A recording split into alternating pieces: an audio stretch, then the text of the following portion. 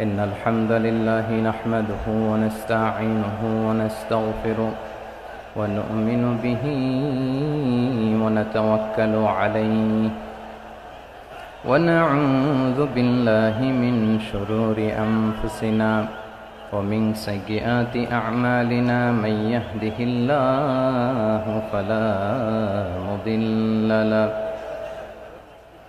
ومن يضلل فلا هادي له فلن تجد له وليا مرشدا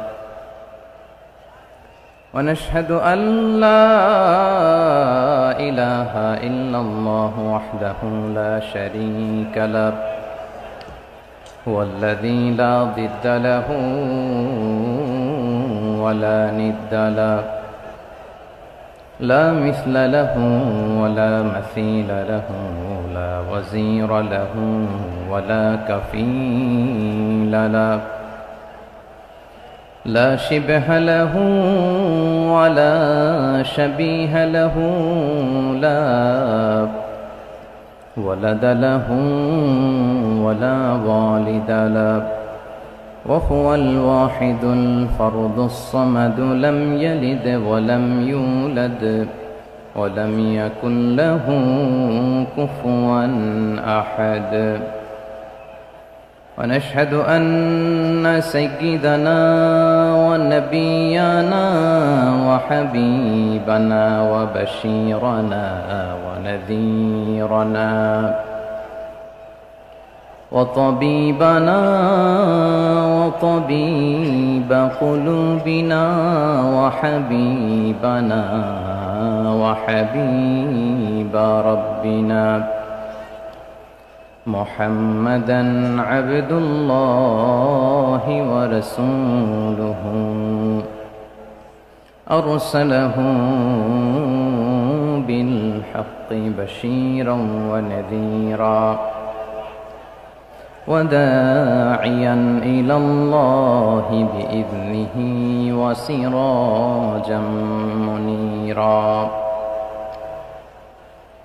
أما بعد فقد قال الله تعالى في كلامه المجيد وفي فرقانه الحميد أعوذ بالله من الشيطان الرجيم بسم الله الرحمن الرحيم إن الله يأمر بالعدل والإحسان وإيتاء ذي القربى وينهى عن الفحشاء والمنكر والبغي يعظكم لعلكم تذكرون إن الله وملائكته يصلون على النبي يا أيها الذين آمنوا صلوا عليه وسلموا تسليما اللهم صل على محمد وعلى آل محمد كما صليت على إبراهيم وعلى آل إبراهيم إنك حميد مجيد اللهم بارك على محمد وعلى آل محمد كما باركت على إبراهيم وعلى آل إبراهيم إنك حميد مجيد সকল প্রশংসার মালিককে সকল ক্ষমতার উৎসকে কেউ যেটা পারে না পারে কে কেউ যেটা দেখে না দেখে কে কেউ যেটা শোনে না শোনে কে সে আল্লাহ তাআলার দরবারে আমরা শুকরগুজার হচ্ছি। সবাই পড়ে নিচ্ছি কালিমাতুশ শুকর, আলহামদুলিল্লাহ। প্রিয় চট্টলাবাসী, গলা ছেড়ে দিয়ে আওয়াজ করে একসাথে সবাই পড়ুন, রব্বানা লাকাল হামদ হামদান কাসীরান তাইয়্যিবান মুবারাকান ফি ইয়া রাব্বি লাকাল হামদু কামা ইয়ানবাগি লিজালালি ওয়াজহিকা ওয়া আযীমি সুলতানিকা লাকাল হামদু বিল ঈমান লাকাল হামদু বিল ইসলাম লাকাল হামদু বিল কুরআন। আল্লাহ রাব্বুল ইজ্জা ওয়াল জালালের দরবারে শুকরিয়া জ্ঞাপনের পাশাপাশি আমি আজকের এই ঐতিহাসিক চট্টগ্রামের প্যারেড ময়দানে আয়োজিত 5 দিন ব্যাপী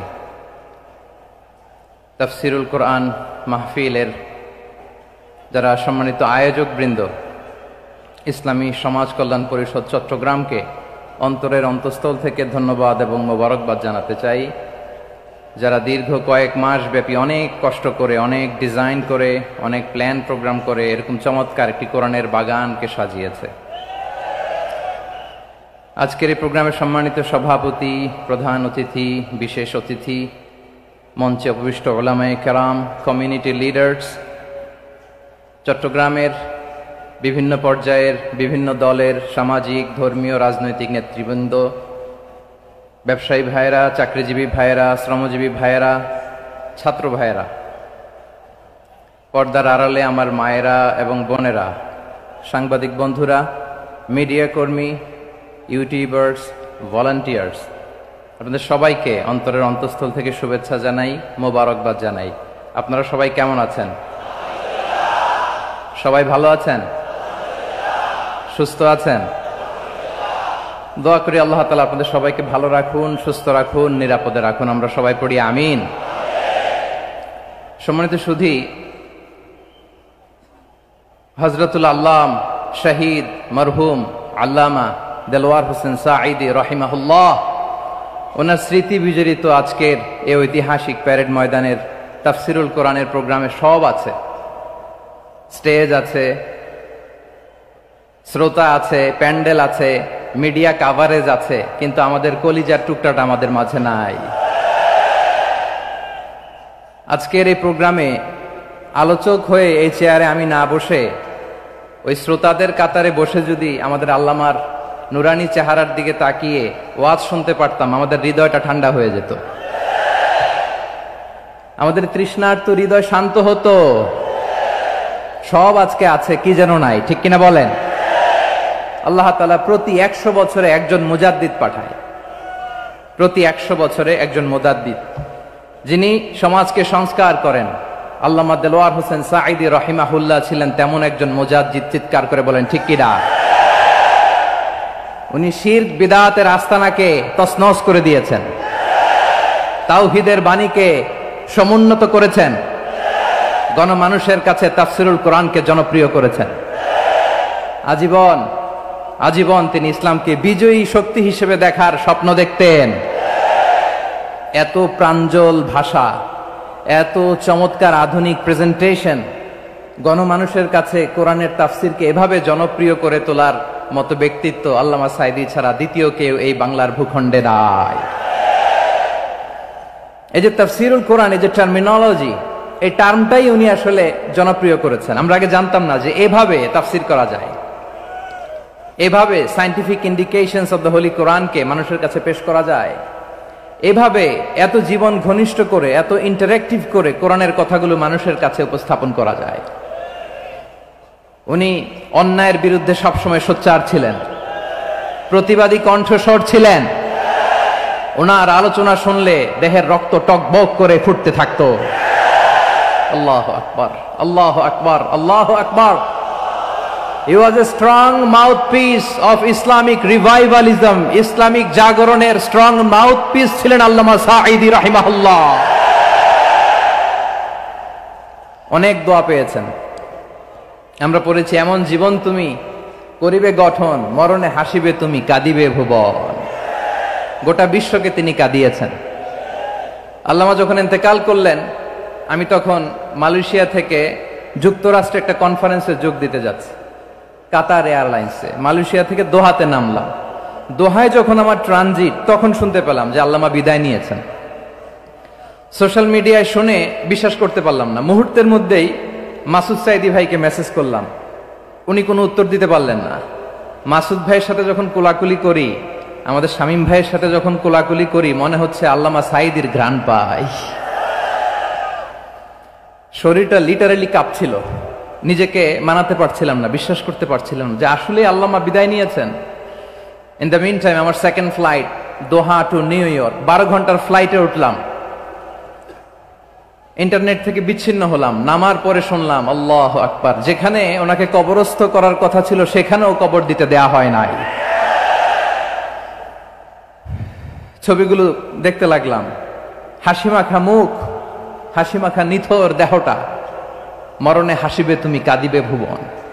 from east to west, from north to south, the entire globe, গোটা বিশ্ব ওনার জন্য কেঁদেছে, গোটা বিশ্ব কেঁদেছে। কাবার গিলাফ ধরে ধরে মানুষ চিৎকার করেছে। এর চেয়ে শ্রেষ্ঠ মৃত্যুকার হতে পারে? আমাদের আল্লামার আর কি পাওয়ার ছিল বলেন? আর কি পাওয়ার ছিল? কুল্লু নাফসিন যায়িকাতুল মাউত, যারাই দুনিয়াতে আসবে তারা ইন্তেকাল করবে, এটা আমরা মেনে নেই, এটা আমরা জানি। কিন্তু অবাক করা বিষয় হচ্ছে আমরা আজও জানি না আমাদের আল্লামার মৃত্যু কি স্বাভাবিক হয়েছে নাকি এটা পরিকল্পিত মেডিকেল কিলিং ছিল। এটা যে পরিকল্পিত মেডিকেল কিলিং ছিল, এটা ধারণা করার পেছনে অনেক কারণ আছে। তিনি আধিপত্যবাদের বিরুদ্ধে সোচ্চার ছিলেন, ফ্যাসিবাদের বিরুদ্ধে সোচ্চার ছিলেন, রাজনৈতিক প্রতিহিংসার শিকার ছিলেন। এজন্য এটা মেডিকেল কিলিং হতে পারে এ ধারণা আমরা করতেই পারি। আওয়াজ করে বলেন ঠিক কিনা? যে সময়টা আমরা কাটাচ্ছি, এত সুন্দর সময় বাংলাদেশ আর পাবে না। আমাদের জন্মের পর থেকে এরকম চমৎকার সময় আমরা পাই নাই। এটাই আসল সময়। আমরা ইন্টারিম গভর্নমেন্টের কাছে দাবি জানাই, উচ্চতর তদন্ত কমিটি করে এটা কি হত্যাকাণ্ড ছিল নাকি স্বাভাবিক মৃত্যু ছিল, এই রিপোর্ট গণমানুষের কাছে প্রচার করে জানাতে হবে। এই দাবির সাথে কি সবাই আপনারা একমত? কারা কারা একমত হাত তুলে দেখান।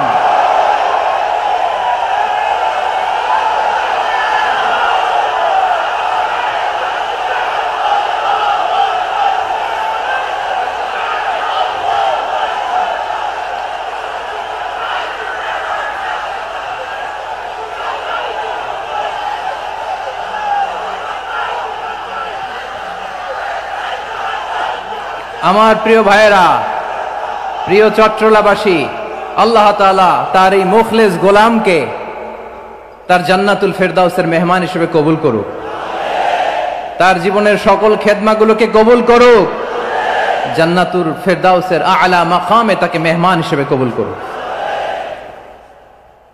আল্লামা শহীদ দেলোয়ার হোসেন সাঈদী রাহিমাহুল্লাহ, উনি ছাড়াও এই ঐতিহাসিক ময়দানে কথা বলেছেন আল্লামা লুৎফুর রহমান রাহিমাহুল্লাহ।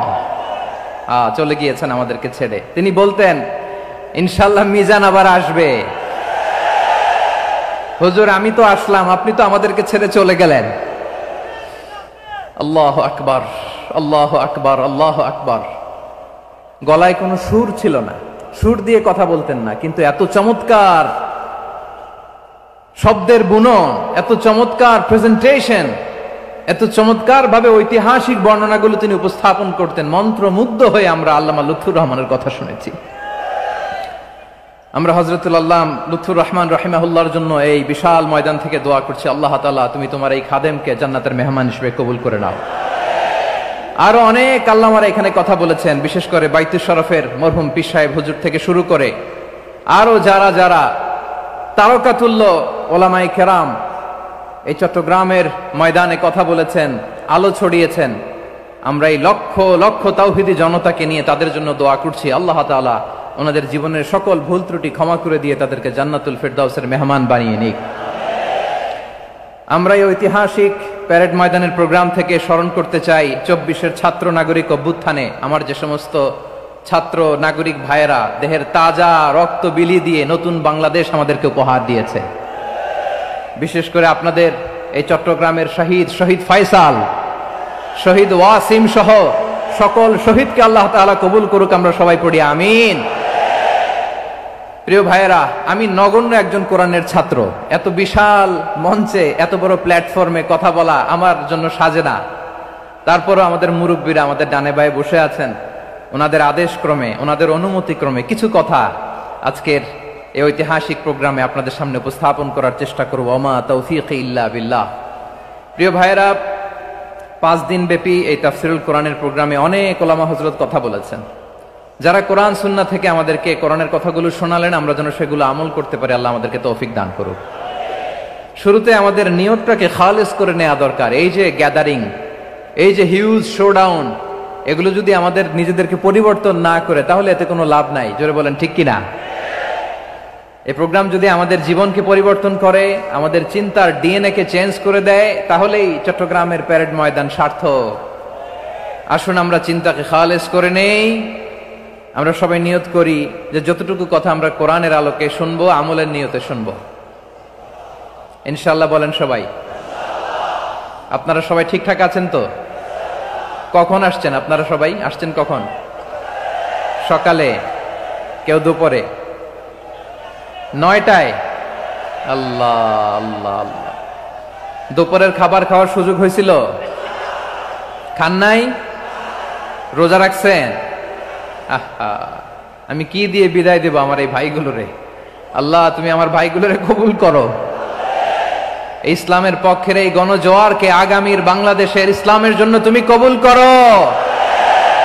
যেই ভালোবাসা ইসলামের জন্য হয়, যেই গণজোয়ার কোরআনের জন্য হয়, পৃথিবীর কোন শক্তি দিয়ে সেটাকে আটকানো যায় না। জোরে বলেন ঠিক কিনা? এজন্য গ্রাজুয়ালি, সিস্টেম্যাটিক্যালি, মেথোডোলজিক্যালি আমাদেরকে আগাতে হবে, শুধু আবেগ দিয়ে নয়। বিবেকেরও দরকার আছে না নাই? প্রিয় ভাইয়েরা, আসুন, আমাদের কথা অনেক বেশি, সময় অনেক কম, আমরা আর কাল বিলম্ব না করে মহাবিশ্বয় মহাগ্রন্থ আল কোরআন আল কারীম থেকে কিছু কথা শুনি। আমি যেই টপিকটা নিয়ে আজকের ঐতিহাসিক চট্টগ্রামের প্যারেড ময়দানের তাফসিরুল কোরআন প্রোগ্রামে আলোচনা করব, সেটা হচ্ছে সূরাতু আন-নাহলের 90 নম্বর আয়াত নিয়ে কিছু কথা আমরা উপস্থাপন করবার চেষ্টা করব ইনশাআল্লাহ। আমার খুতবার শুরুতেই আপনারা মোটামুটি আন্দাজ করে ফেলেছেন যে আমি কি নিয়ে আলোচনা করব, কারণ যে আয়াতটি আমি তেলাওয়াত করেছি এই আয়াতটি প্রায়শই এই ভূখণ্ডে, এই বাংলাদেশে জুমার দিনে খতিব সাহেবরা দ্বিতীয় খুতবা শেষের দিকে পড়ে না? কি কমন পড়ছে? ইন্নাল্লাহা ইয়া'মুরু বিল আদলি ওয়াল ইহসান ওয়া ইতা'i যিল কুরবা ওয়া ইয়ানহা আনিল ফাহশাই ওয়াল মুনকারি ওয়াল বাগি ইয়া'iদুকুম লাআল্লাকুম তাযাক্কারুন। মুখস্থ আছে না সবার? আসুন আমরা এই আয়াতের সরল অর্থ, এর মর্মবাণী, এর সংক্ষিপ্ত তাফসীর সবাই মিলে আজকের এই প্রোগ্রাম থেকে উদ্ধার করার চেষ্টা করি। আপনারা মনোযোগী আছেন তো? ইনশাআল্লাহ। এই আয়াতটা অনেক কম্প্রিহেন্সিভ একটা আয়াত। সাইয়েদনা আব্দুল্লাহ ইবনে মাসউদ রাদিয়াল্লাহু তাআলা আনহু উনি বলেছেন, ইন্নাহা মিন আজমাই আয়াতিল কুরআন, এটা কোরআনের সবচেয়ে জামে মানে আয়াত। যদিও ছোট্ট আয়াত, অল্প কিছু কথামালা, কিন্তু তিনি বলতেন এটা কোরআনের সবচাইতে জামিআ মানে সবচেয়ে কম্প্রিহেন্সিভ একটা আয়াত, যেখানে কথা কম, শব্দ কম, কিন্তু এটার দোতনা, এটার আবেদন, এটার মিনিং অনেক বেশি। সুবহানাল্লাহ। এই আয়াতে আল্লাহ তাআলা বেসিক্যালি আমাদেরকে 3টা বিষয়ে আদেশ করেছেন আর 3টা বিষয়ে বারণ করেছেন, মানে নিষেধ করেছেন।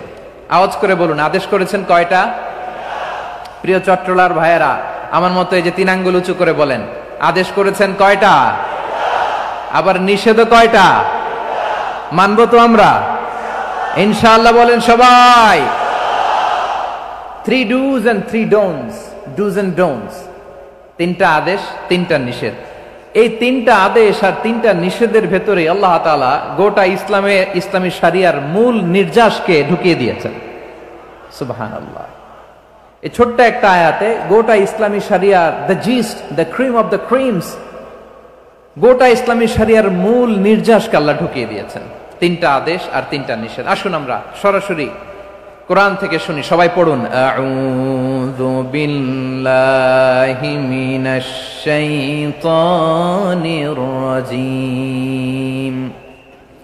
বিসমিল্লাহির রহমানির রহিম ইন্নাল্লাহা ইয়া'মুরু বিল আদলি ওয়াল ইহসানি ওয়া ইতা'i যিল কুরবা وينهى عن الفحشاء والمنكر والبغي يعظكم لعلكم تذكرون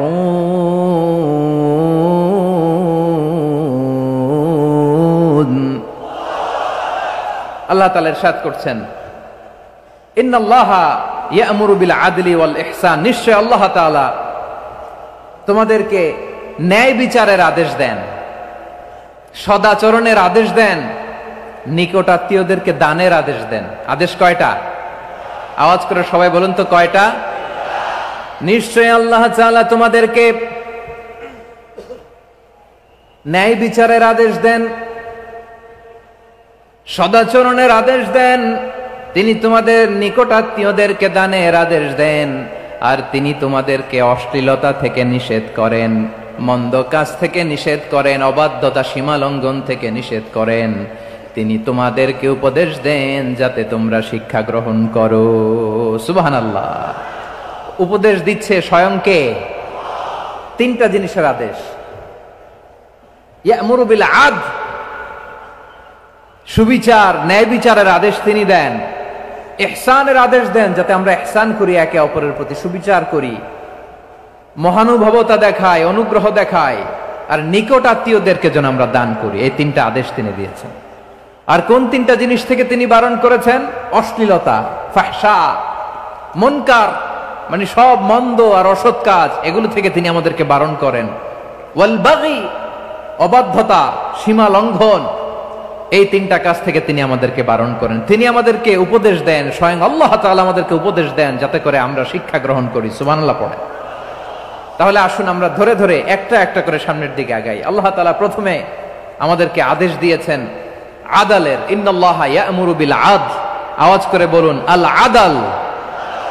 সবাই পড়ুন আল আদাল। আমরা উর্দু জানি, হিন্দি জানি, অনেকে ইংরেজিও জানি, কিন্তু আরবি শব্দগুলো আমাদের মুখ দিয়ে বেরোতে চায় না। আওয়াজ করে বলুন আল আদাল। মাশাআল্লাহ। ইন্নাল্লাহা ইয়া'মুরু বিল আদল, আল্লাহ তাআলা আমাদেরকে আদলের আদেশ দেন। আদল অনেকে না বুঝলেও আদালত শব্দটা বুঝবেন। আদালত, আদালত, আদালত বুঝেন না? যেখানে বিচার কার্যের ফয়সালা করা হয়, কোর্ট কাচারি আদালত, এটা তো ভেরি কমন। এটা শুনছেন না সবাই? আদালত, যেখানে ন্যায় বিচার হবে, সুশাসন হবে। কিন্তু ভাগ্যের কি নির্মম পরিহাস, ওখান থেকে মিথ্যা সাক্ষী দিয়ে মনমতো রায় দিয়ে দেয়া হয়। এগুলোর পরিবর্তন হওয়ার দরকার আছে না নাই? প্রিয় ভাইয়েরা, আদালত, আল আদল, ইংরেজিতে বলে জাস্টিস, ন্যায় বিচার, সুবিচার, সুশাসন, জাস্টিস, আল আদল, সব জায়গায় এই জাস্টিস থাকা দরকার। Justice should be prevailed in the society. The mission of all prophet was to uphold the justice. সব নবীর মিশন ছিল এই জাস্টিসকে, আদালকে, সুশাসন আর সুবিচারকে নিশ্চিত করা। পড়েন সুবহানাল্লাহ। And the core message of every divine scripture was to uphold justice. পৃথিবীর সব আসমানি কিতাবের মূল শিক্ষা ছিল এই জাস্টিসকে সমাজে এনশিওর করা, সুবিচার, সুশাসনকে এনশিওর করা। তাহলে প্রিয় ভাইরা, আমরা বুঝতে পারলাম আল আদল শব্দের মানে হচ্ছে ইনসাফ বা সুবিচার বা ন্যায় বিচার। এটা হচ্ছে একটা general meaning, very general meaning. আপনি যদি ইন ডেপথ বুঝতে চান, আরো ভেতরে যান, তাহলে আদল মানে হচ্ছে সমন্বয়, আদল মানে হচ্ছে ভারসাম্য, ব্যালেন্স। আদল মানে হচ্ছে মধ্যম পন্থা। সুবহানাল্লাহ পড়েন। কারণ সব সময় সমান সমান হইলেই সুবিচার হয় না। কথা কি বুঝতেছেন? ইসলামের দ্য কনসেপ্ট অফ আদল, এটা এমন আদল, এটা সব সময় সমান সমান নয়। যখন সমান সমান দেয়া দরকার, ইসলাম সমান সমান দেয়। যখন ব্যালেন্স করা দরকার, চেক এন্ড ব্যালেন্স, সমন্বয়, ভারসাম্য করা দরকার, তখন ইসলাম ভারসাম্য করে দেয়। এটার নাম আদল। সুবহানাল্লাহ।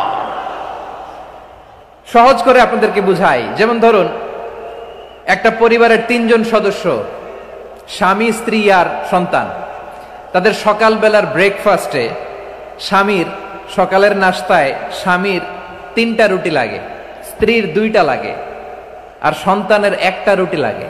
এখন আমি যদি সমান সমান করে আদল করতে চাই, সবাইকে যদি 3টা করে রুটি দেই, তাহলে স্বামী বেচারার জন্য ঠিক আছে, কি বলেন?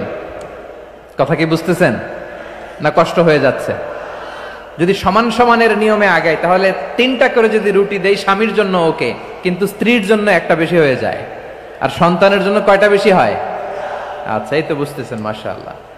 আচ্ছা, 2টা করে যদি সবাই দেয় সমান সমান নীতিতে, তাহলে স্ত্রীর জন্য, স্ত্রী বেচারির জন্য ঠিক আছে, কিন্তু স্বামীর কয়টা কম পড়ে? আর সন্তানের বেশি হয়ে যায় কয়টা? আচ্ছা, সমান সমান নীতিতে সবাইকে যদি সকালের নাস্তার জন্য 1টা করে রুটি দেই, সন্তানের জন্য ঠিক আছে, কিন্তু স্ত্রী বেচারির কম পড়ে কয়টা? স্বামীর কম পড়ে কয়টা? 2টা। কথা কি বুঝতেছেন? আর আমি যদি স্বামীকে দেই 3টা, স্ত্রীকে দেই 2টা, আর সন্তানকে দেই 1টা, তাহলে কারো অপচয় হবে না, যার যতটুকু দরকার ঠিক ততটুকুই কাজে লাগবে। চিল্লায় বলেন ঠিক কিনা? এটাই হচ্ছে ইসলামের আদল, যেখানে যার যতটুকু দরকার তাকে সেখানে ঠিক ততটুকু দিয়ে দেওয়ার নামই হচ্ছে আদল। চিল্লায় পড়েন আল্লাহু আকবার।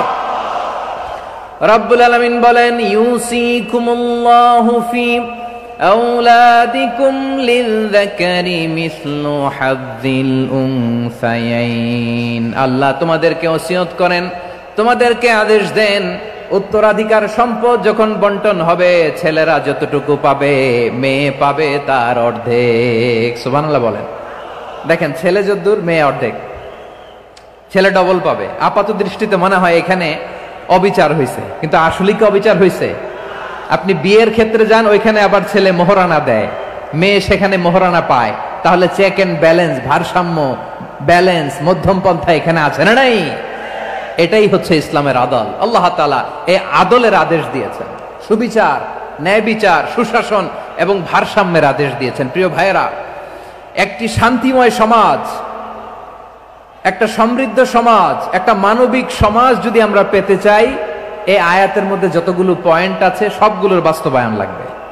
কথা বুঝতে পেরেছেন? বলেন, আওয়াজ করে বলেন, আমরা একটা শান্তির সমাজ চাই কি চাই না? আমরা একটা সমৃদ্ধ বাংলাদেশ চাই কি চাই না? আমরা একটা মানবিক বাংলাদেশ চাই কি চাই না? এই আয়াতে আল্লাহ তাআলা একটা মানবিক সমাজের রূপরেখা টেনেছেন। তার প্রথম কথা হচ্ছে, ইন্নাল্লাহা ইয়ামুরু বিল আদল। আল্লাহ তাআলা তোমাদেরকে আদলের নির্দেশনা দেয়, সুবিচার, সুশাসনের নির্দেশনা দেয়। যে সমাজে আদল থাকে না, সেই সমাজে জুলুম মানুষের ঘাড়ে চেপে বসে। আদলের বিপরীত হচ্ছে জুলুম। আদলের বিপরীত কি? জুলুম বা জাওর, অত্যাচার, অবিচার, বৈষম্য। এই যে বৈষম্য বিরোধী ছাত্র আন্দোলন কেমন পড়ছে? এই যে একজন সমন্বয়ক তো দেখা করলো আমার সাথে। জুলুম মানে হচ্ছে বৈষম্য।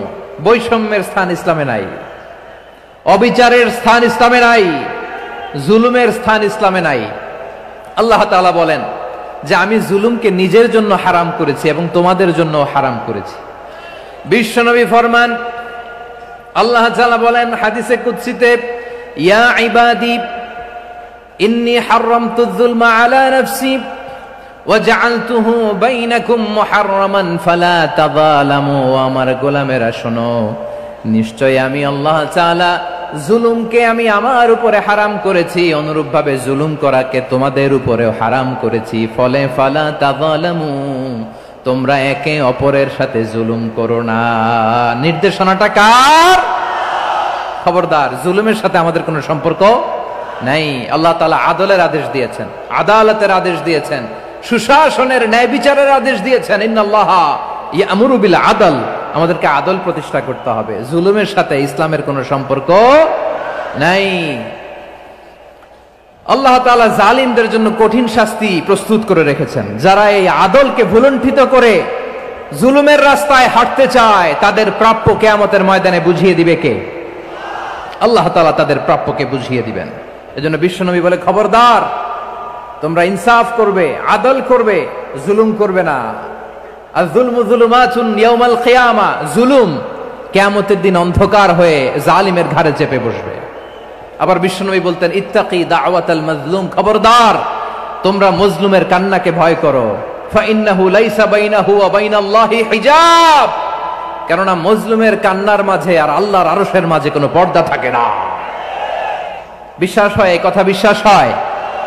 এর জলজ্যান্ত প্রমাণ তো আমরা নিজেরাই দেখলাম। হ্যাঁ, মজলুমের কান্না ফুলে ফেপে মহিরুহ হয়ে পাহাড়ের মতো হয়ে বিস্ফোরিত হয়ে জালিমের মসনদকে ছারখার করে দিয়েছে। এর প্রমাণ তো আমরা নিজেরাই তো দেখলাম। জালিমের পরিণতি কি হয় আমরা জীবদ্দশাই তো দেখলাম। এমনও কোনো জুলুম নাই যে হয় নাই, ঠিক কিনা বলেন? আহারে জুলুম, আহারে জুলুম। রিসেন্টলি আয়না ঘরের কিছু ছবি প্রকাশিত হয়েছে সোশ্যাল মিডিয়ায়, দেখেছেন আপনারা? হ্যাঁ, ছোট্ট একটা জায়গা, স্বাধীন মানুষকে প্রাণীর মতো পাখির মতো খাঁচায় বন্দি করে রেখেছে। কখন দিন কখন রাত কিচ্ছু জানে না, কখন দিন কখন রাত কিছু জানে না। বছরের পর বছর কেটে গিয়েছে। এক্সট্রা জুডিশিয়াল কিলিং এর কোনো হিসাব নাই, বিচার বহির্ভূত হত্যা, এনফোর্স ডিসঅ্যাপিয়ারেন্স, গুম, যেটা সবচাইতে বড় মানবতা বিরোধী অপরাধ। কত মানুষ যে গুম হয়েছে তার কোনো ইয়ত্তা নাই। যেই ফ্যামিলির সদস্য গুম হয়েছে তারা কি ওই লোকটার জন্য মাগফিরাতের দোয়া করবে নাকি সুস্বাস্থ্যের দোয়া করবে তারা নিজেরাও জানতো না, কারণ জানে না ও বেঁচে আছে না মরে গেছে।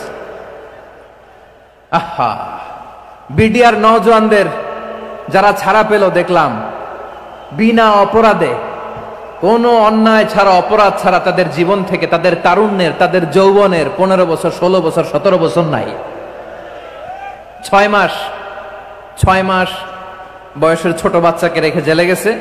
6 মাসের মেয়ে বেরোয় দেখে মেয়ের বয়স 17 বছর। মেয়ে বাবারে চিনে না, বাবা মেয়েরে চিনে না। মেয়েকে এখন বিয়ে দিয়ে আরেক ছেলের হাতে তুলে দিবে। মেয়ের শৈশব বাবা দেখে নাই, মেয়ের কৈশোর বাবা দেখে নাই, মেয়ের তারুণ্য দেখে নাই। আরেক যুবককে দেখলাম 14 বছরের 14 দিনের সংসার, 2 সপ্তাহের সংসার শেষে জেলে গেছে। কত যুবকের যে স্ত্রী চলে গিয়েছে ফ্যামিলি ছেড়ে, কারণ জানে না তো কবে আসবে কি হবে, কেউ জানতো না। দাম্পত্য জীবনের মাত্র 14 দিনের স্মৃতি, এই স্মৃতিকে আঁকড়ে ধরে এক বোন 16টা বছর 17টা বছর কাটিয়ে দিয়েছে।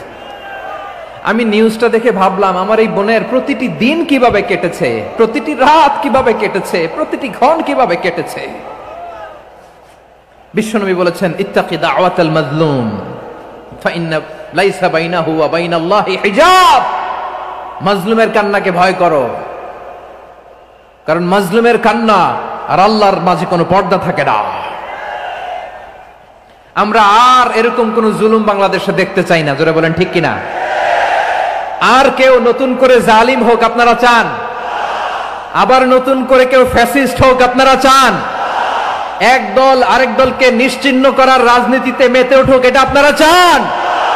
আমরা বাংলাদেশকে আদল দিয়ে সাজাতে চাই। আমরা এই 56,000 বর্গ মাইলের প্রতিটা ইঞ্চি মাটিকে কোরআনের আইন দিয়ে সাজাতে চাই। রাজি আছেন আপনারা? কারা কারা রাজি দেখান হাত তুলে আল্লাহকে।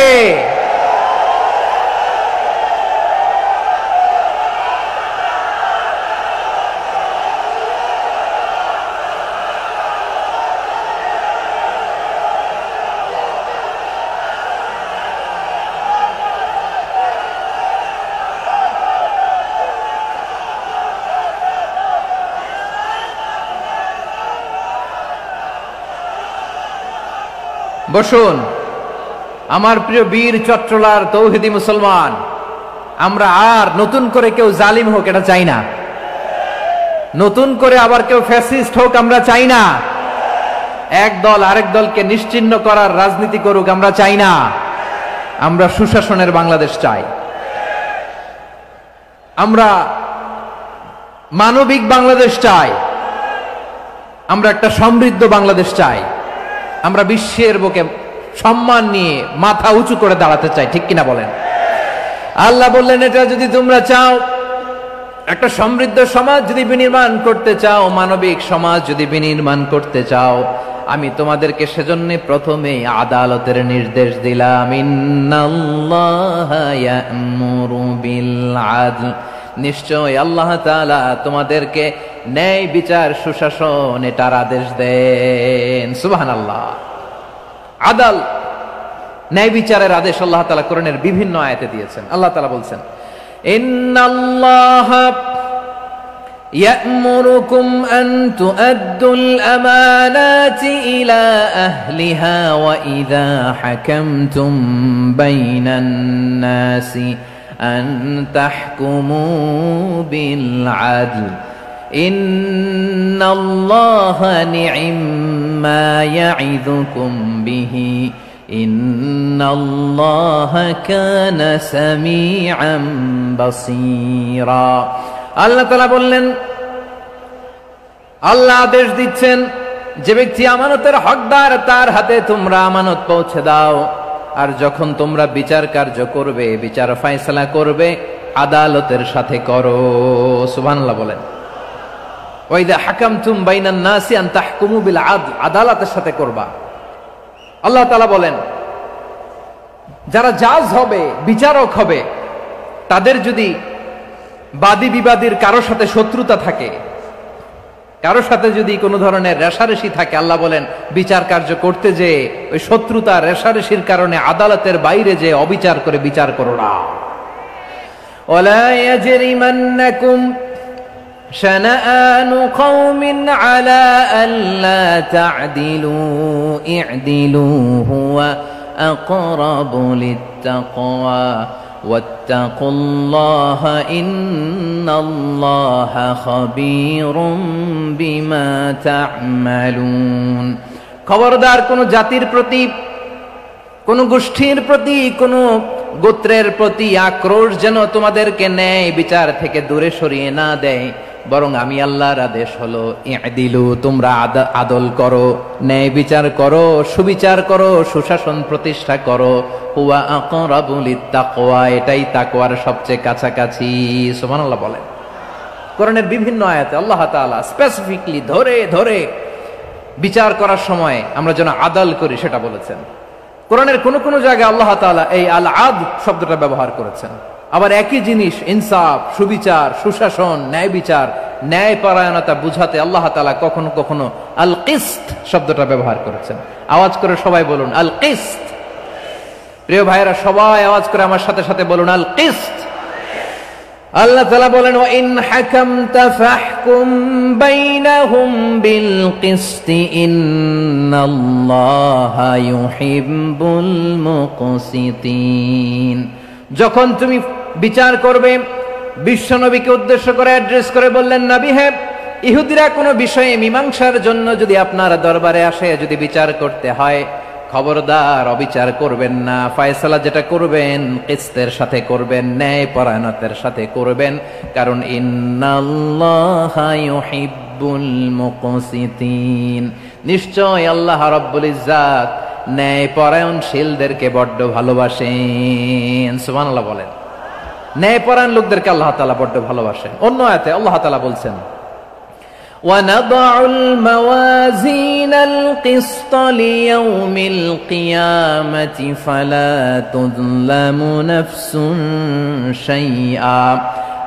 আমি কিয়ামতের দিন ন্যায় পরায়ণতার মানদণ্ড স্থাপন করব, যেটাকে আমরা মিজানের পাল্লা বলি। আল্লাহ বলেন, ন্যায় বিচারের মানদণ্ড কিয়ামতের ময়দানে আমি আল্লাহ স্থাপন করব। সেদিন কারো প্রতি বিন্দু পরিমাণ, এক চুল পরিমাণ অবিচার করা হবে না, কোনো অবিচার করা হবে না। সেদিন সুশাসন হবে, সুবিচার হবে, ন্যায় পরায়ণতার সাথে বিচার হবে। আওয়াজ করে পড়েন আল্লাহু আকবার। তাহলে প্রিয় ভাইরা, যে তিনটি বিষয়ে আল্লাহ তাআলা আমাদেরকে আদেশ দিয়েছেন, তার প্রথমটা হচ্ছে আদালত, ইনসাফ, সুবিচার, ন্যায় বিচার। এটা আমরা চাই কি চাই না? বিশ্বনবী ন্যায় বিচার, ন্যায় পরায়ণতা, সুশাসন প্রতিষ্ঠিত করেন কি করেন নাই? আপনারা বিশ্বনবীর সিরাত যারা পড়েছেন, আপনি দেখবেন বিশ্বনবীর সিরাতের পরতে পরতে, বাঁকে বাঁকে, সিরাতের বাঁকে বাঁকে এই আদালতের নমুনা মেলে। সুবহানাল্লাহ বলেন। ছোট্ট একটা নমুনা রাসূল সাল্লাল্লাহু আলাইহি ওয়াসাল্লামের আসসিরা আল আতরা থেকে ছোট্ট একটা নমুনা আপনাদের খেদমতে এখানে উপস্থাপন করি। বিশ্বনবী সাল্লাল্লাহু আলাইহি ওয়াসাল্লাম মক্কা বিজয় করলেন ৮ম হিজরিতে। মক্কা বিজয় শেষে তিনি কয়েক সপ্তাহ মক্কাতে অবস্থান করলেন। ইন দ্য মিন টাইম মক্কার একটা ভেরি প্রেস্টিজিয়াস এন্ড ডিগনিফাইড ফ্যামিলির নারী চুরিতে ধরা পড়ল। কিসে ধরা পড়লো? সবাই বলেন কিসে? আমাদের সমাজে আসেনি এটা? আছে? ছোট না বড়? হ্যাঁ, হিসাব করে শেষ করা যায় না। 3.25 লাখ কোটি টাকা নাই উন্নয়ন প্রকল্পের নামে। উন্নয়ন প্রকল্পের নামে 3.25 লাখ কোটি টাকা নাই। 3.25 লাখ কোটি টাকা লিখতে পারবেন আপনি? এক টানে লিখতে পারবেন? বুঝতেছেন কত বড় সংখ্যা? হ্যাঁ, বনু মাখজুমিয়া গোত্রের এক নারী মক্কায় চুরিতে ধরা পড়ল। বলেন তো চুরি করলে বিধান কি? কি কাটতে হবে? চুরির বিধান হলো হাত কেটে দাও, তাও সেটা গোপনে নয়, প্রকাশ্যে জনসম্মুখে হাত কেটে দাও। বনু মাখজুমিয়া গোত্রের নারী যখন চুরিতে ধরা পড়লো, সাহাবারা চিন্তায় পড়ে গেলেন। সবেমাত্র মক্কার লোকেরা কালিমা পড়ে মুসলমান হয়েছে, ইসলামের আইন কানুন তেমন জানে না, ইসলামী শরিয়ার সাথে বেশি পরিচিত নয়। এখন যদি বিশ্বনবী চুরির যেই বিধান এটা যদি কায়েম করে হাত যদি কেটে দেয়, না জানি মক্কার লোকেরা আবার বিগড়ে যায়, না জানি মক্কার লোকেরা আবার মুরতাদ হয়ে যায়, না জানি মক্কার লোকেরা ইসলাম থেকে দূরে সরে যায়। চলো চলো, সাহাবীরা মিলে পরামর্শ করলেন, চলো বিশ্বনবীর কাছে যে বলি, ও নবী, শুধু কেবলমাত্র একমাত্র এই নারীর জন্য চুরির হাত কাটার বিধানটা আপনি একটু থামিয়ে দেন। চুরির হাত কাটার যে বিধান এখানে একটু রহিত করে দেন, বাকিগুলা কইরেন মদিনাতে যে চলবে, কিন্তু মক্কায় এবারের জন্য মাফ করে দেন। কিন্তু কে বলবে? এই যে পরামর্শ, সাজেশন, এটা কে দিবে বিশ্বনবীর কাছে? সাহাবারা চিন্তায় পড়ে গেলেন। আল্লাহর নবীর সামনে দাঁড়িয়ে আল্লাহর দেয়া হুদুদ, আল্লাহর দেয়া বিধান থামিয়ে দেওয়া, মাফ করে দেওয়া, এই কথা বিশ্বনবীর সামনে বলার সাহস তো কেউ রাখে না। কেউ কেউ বলল, বিশ্বনবীর পালক পুত্র যায়েদ বিন হারেসার সন্তান উসামারে বিশ্বনবী নাতির মতো আদর করে, বড্ড বেশি ভালোবাসে উসামারে। এজন্য সাহাবারা উসামাকে বলতো হিব্বু রাসূলিল্লাহ, বিশ্বনবীর ভালোবাসা। কি বলতো? সাহাবীরা বললেন, বিশ্বনবীর ভালোবাসা হিব্বু রাসূলিল্লাহ, উসামারে পাঠাও। উসামারে বিশ্বনবী নাতির মতো স্নেহ করে, মায়া করে, ভালোবাসে। আমরা পারবো না, উসামা পারবে। সবাই মিলে ফুলিয়ে ফুসিয়ে ওসামাকে, ছোট্ট ওসামাকে রাজি করালো। ওসামা এমন এমন কথা যে তুমি বিশ্বনবীর কাছে বলতে হবে, পারবা নাকি? ওসামা বলে, পারবো। সাইয়েদনা ওসামা রাদিয়াল্লাহু তাআলা আনহু তরুণ সাহাবী বিশ্বনবীর কাছে গেলেন, যে বললেন, নবী, বনু মাখজুমিয়া গোত্রের এক নারী চুরিতে ধরা পড়েছে, এবারের জন্য কি এই মহিলাটারে মাফ করে দিলে হয় না? এবারের জন্য একটু ক্ষমা করা যায় না নবী? বিশ্বনবী বলেন, আতাশফাউ ফি হাদ্দিম মিন হুদুদিল্লাহ, তোমার এত বড় সাহস উসামা, তুমি আল্লাহর হাত, আল্লাহর দেয়া বিধান, এটার ব্যাপারে সুপারিশ করতে এসেছো? তোমরা কি জানো তোমাদের আগে যত কওম, যত গোত্র, যত জনপদ ধ্বংস হয়েছে তার কারণ ছিল তাদের মধ্যে গরিবরা অন্যায় করলে তারা বিচার করত, আর ধনীরা অন্যায় করলে তারা মাফ করে দিত। খবরদার! ওয়া আইমুল্লাহ লাউ আন্না ফাতিমাতা বিনতি মুহাম্মাদিন সারাকাত লাকাতা মুহাম্মাদুন ইয়াদাহা। বিশ্বনবী বললেন, আরে ওসামা, বানু মাখজুমিয়ার ওই প্রেস্টিজিয়াস এন্ড ডিগনিফাইড ফ্যামিলির মেয়ে তো দূর কি বাত, অনেক দূরের কথা। জেনে রেখো ওসামা, আমার কলিজার টুকরা নয়নের পুটুলি ফাতেমাও যদি মক্কার জমিনে আজকে এই চুরির দায়ে ধরা পড়তো, আমি বিশ্বনবী মুহাম্মাদুর রাসূলুল্লাহ ধরে ফাতেমার ডান হাতটা কেটে দিতে এক বিলম্ব দেরি করতাম না। ইন্নাল্লাহা ইয়া'মুরু বিল আদল, আমাদেরকে জাস্টিস শিখায়। পশ্চিমারা আমাদেরকে ইনসাফ শিখায়, আমাদেরকে সুশাসন শিখায়। আর ইনসাফ, সুশাসন, ন্যায় বিচার, সুবিচার, জাস্টিস কারে বলে বিশ্বনবীর বায়োগ্রাফি থেকে জেনে নাও। এই ছিল বিষ্ণু ঈসা ইসলামের আদালতের নমুনা। আপনি যদি সাইয়েদনা ওমর ফারুকের জীবনের দিকে তাকান, এমন কঠোর, এমন বীর সেনানী ছিলেন। সাইয়েদনা ওমর ফারুক যদি রাস্তার এই মাথা দিয়ে হাঁটা শুরু করতেন, শয়তান ওমর ফারুককে দেখলে ওই রাস্তা রেখে দিয়ে অন্য রাস্তা দিয়ে হাঁটতো। সুবহানাল্লাহ। ওমর ফারুক রাদিয়াল্লাহু তাআলা আনহু কি পার্সোনালিটি ছিল, কি পার্সোনালিটি! আমাদের এলাকায় ছোট বাচ্চারা রাতে ভাত খেতে চায় না, আমার মেয়েটাও খেতে চায় না। এই এটা দিব, ওইটা দিব, আজকে মাহফিলে আসার সময় বলে দিছে লিস্ট করে এটা এটা আনতে হবে। তো ছোট্ট বাচ্চাদের অনেক বায়না থাকে। ওরা রাতে খেতে চায় না। তো মায়েরা বিভিন্ন ভয় দেখায়, এই বাঘ আসবে খাও, এই ভূত আসবে খাও। আপনারা কি বলেন চট্টগ্রামে? কি আসবে? হ্যাঁ, ভূত ভূত ভূত আসবে, বাঘ আসবে, খাও খাও খাও, তাড়াতাড়ি খাও। তো বাচ্চারা এগুলো শুনে ভয়ে খেতে শুরু করে। মদিনার জমিনেও একই ঘটনা ঘটতো। মদিনার ছোট্ট ছোট্ট সোনামণিরা খেতে চাইতো না। তো মায়েরা বলতো, হা হুয়া ইয়াতি উমর, হা হুয়া ইয়াতি উমর, ওই যে উমর আসতেছে, উমর। ওমরে ফারুকের কথা শুনলে বাচ্চারা একেবারে ঠান্ডা। সুবহানাল্লাহ পড়বেন না? প্রভু তুমি বলেছ রাসূল দেবে না, বলনি দেবে না ওমর, বলনি দেবে না হামজা তারি, খালিদ বিজয় সমর। প্রভু তুমি বলেছ রাসূল দেবে না, বলনি দেবে না ওমর, বলনি দেবে না হামজা তারি, খালিদ বিজয় সমর। প্রভু তুমি বলেছ রাসূল দেবে না। আল্লাহু আকবার। ওমর ফারুক রাদিয়াল্লাহু তাআলা আনহু, ওনার কথা শুনলে গায়ের মধ্যে গুজবাম হয়, গায়ের পশমগুলো দাঁড়িয়ে যায়। সুবহানাল্লাহ বলেন। কি পার্সোনালিটি ছিল, কি ব্যক্তিত্ব ছিল। মুনাফিকরা ওমর ফারুককে জমের মতো ভয় পেতেন। শয়তান, খুদ শয়তান এই রাস্তা দিয়ে আসলে শয়তান অন্য রাস্তা দিয়ে হাঁটতো। ওমর ফারুক রাদিয়াল্লাহু তাআলা আনহুর জীবনে যদি দেখেন, তাহলে সেখানে আপনি আদালতের, ইনসাফের, সুশাসনের, জাস্টিসের নমুনা দেখতে পাবেন। কয়টা শুনবেন? সাইয়েদনা ওমর ফারুকের রাদিয়াল্লাহু তাআলা আনহুর সন্তান আব্দুর রহমান মিশরে মদ খেয়ে মদ্যপ অবস্থায় ধরা পড়েছে। মদ খাওয়ার কারণে, মদ যদি কেউ পান করে আর যদি প্রমাণিত হয়, তার বিচার হলো 80 বেত। আওয়াজ করে বলেন কয় বেত? বাংলাদেশেও তো এই আইন আছে নাকি? বাংলাদেশে আছে? হ্যাঁ, মদ খাইলে 80 বেত, এই আইন বাংলাদেশে চালু হোক। আমরা চাই কি চাই না? চাই সবাই। এজন্যই তো ইসলাম ভাল লাগে না। ইসলামকে ভাল লাগে না। ইসলামকে আউট করে রাখতে পারলেই তো এরকম বড় বড় বোতল খাওয়া যায়। একেবারে সহজ, পানির মতো সহজ, হিসাব একেবারে সহজ। ওমর ফারুক রাদিয়াল্লাহু তাআলা আনহুর ছেলে ভুল করে মদ পান করে ফেলেছিলেন। আব্দুর রহমান, ঘটনা ঘটেছে মিশরে। মিশরের গভর্নর তখন আমর ইবনে আস রাদিয়াল্লাহু তাআলা আনহু।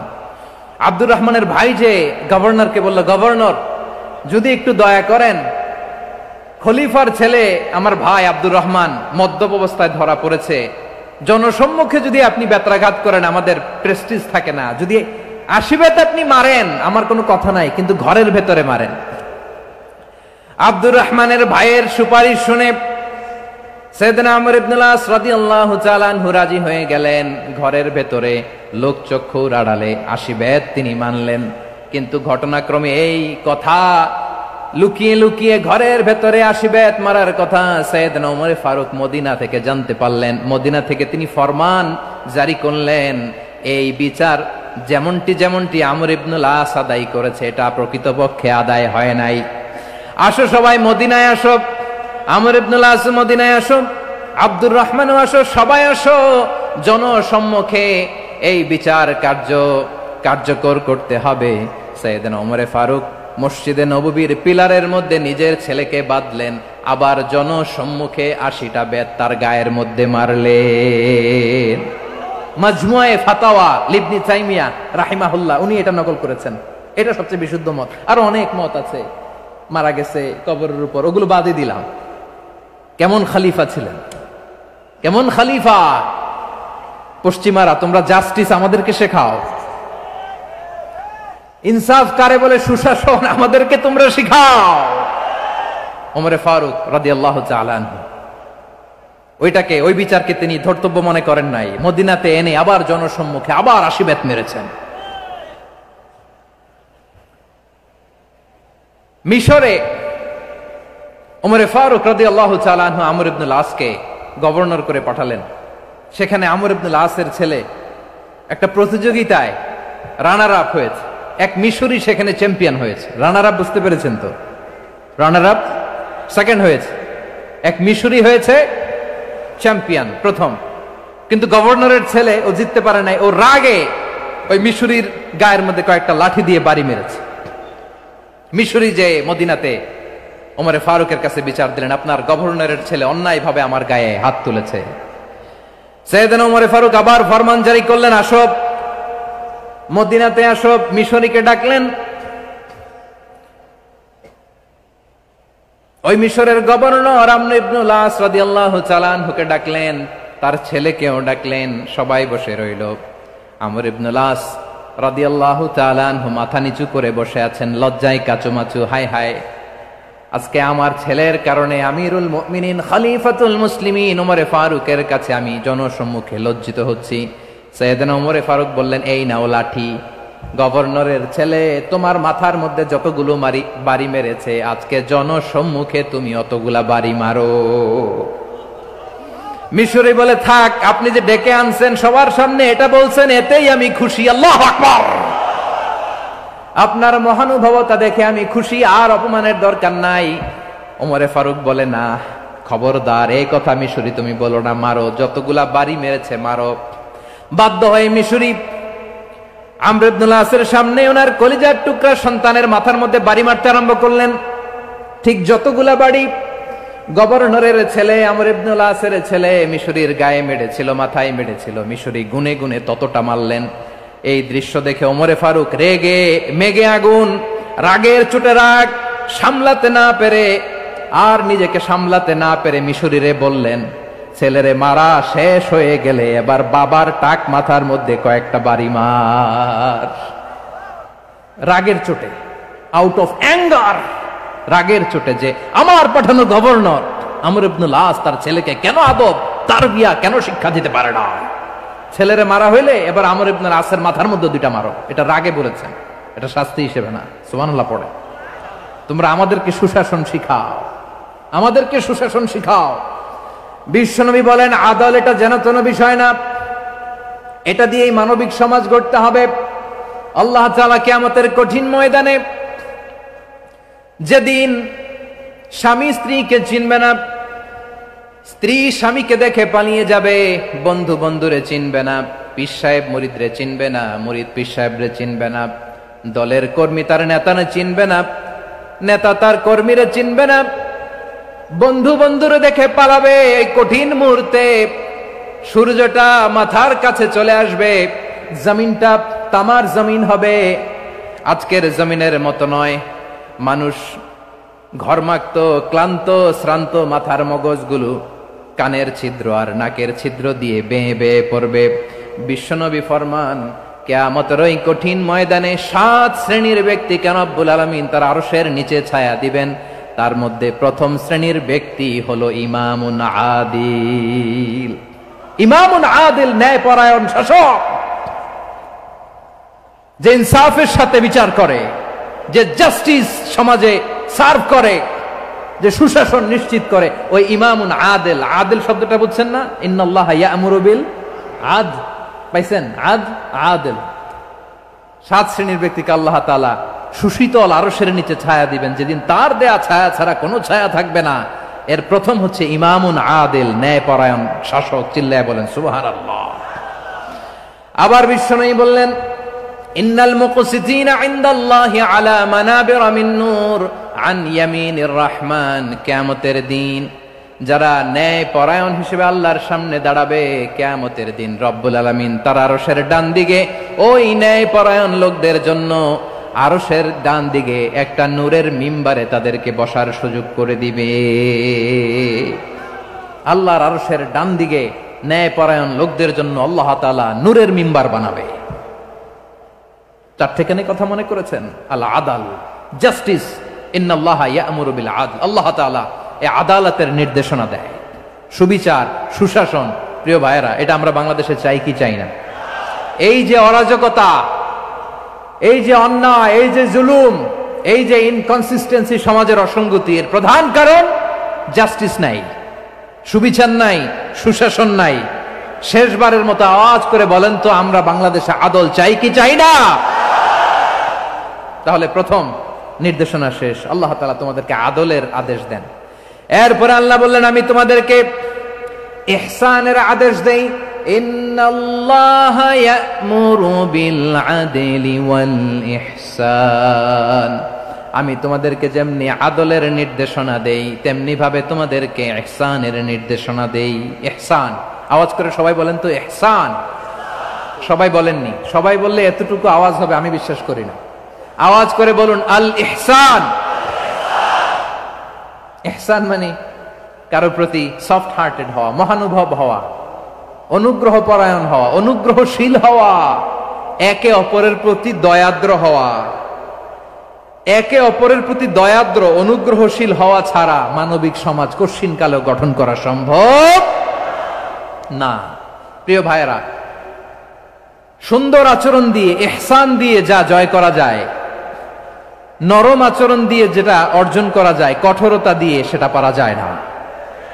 বিষ্ণু ঈসা ইসলাম ইহসান দিয়ে, কোমল আচরণ দিয়ে, তার অনুগ্রহ দিয়ে তিনি অনেক কাফিরের হৃদয়কে জয় করে ফেলেছেন। সাইয়েদনা সুমামা ইবনে উসাল রাদিয়াল্লাহু তাআলা আনহুর কথা মনে পড়ে যায়। তিনি ছিলেন ইয়ামামার বাদশা। মদিনাতে বিশ্বনবীকে হত্যা করার নিয়তে এসেছিলেন। গোপনে গোপনে বিশ্বনবীকে হত্যা করে আবার ইয়ামামাতে তিনি ফিরে যাবেন।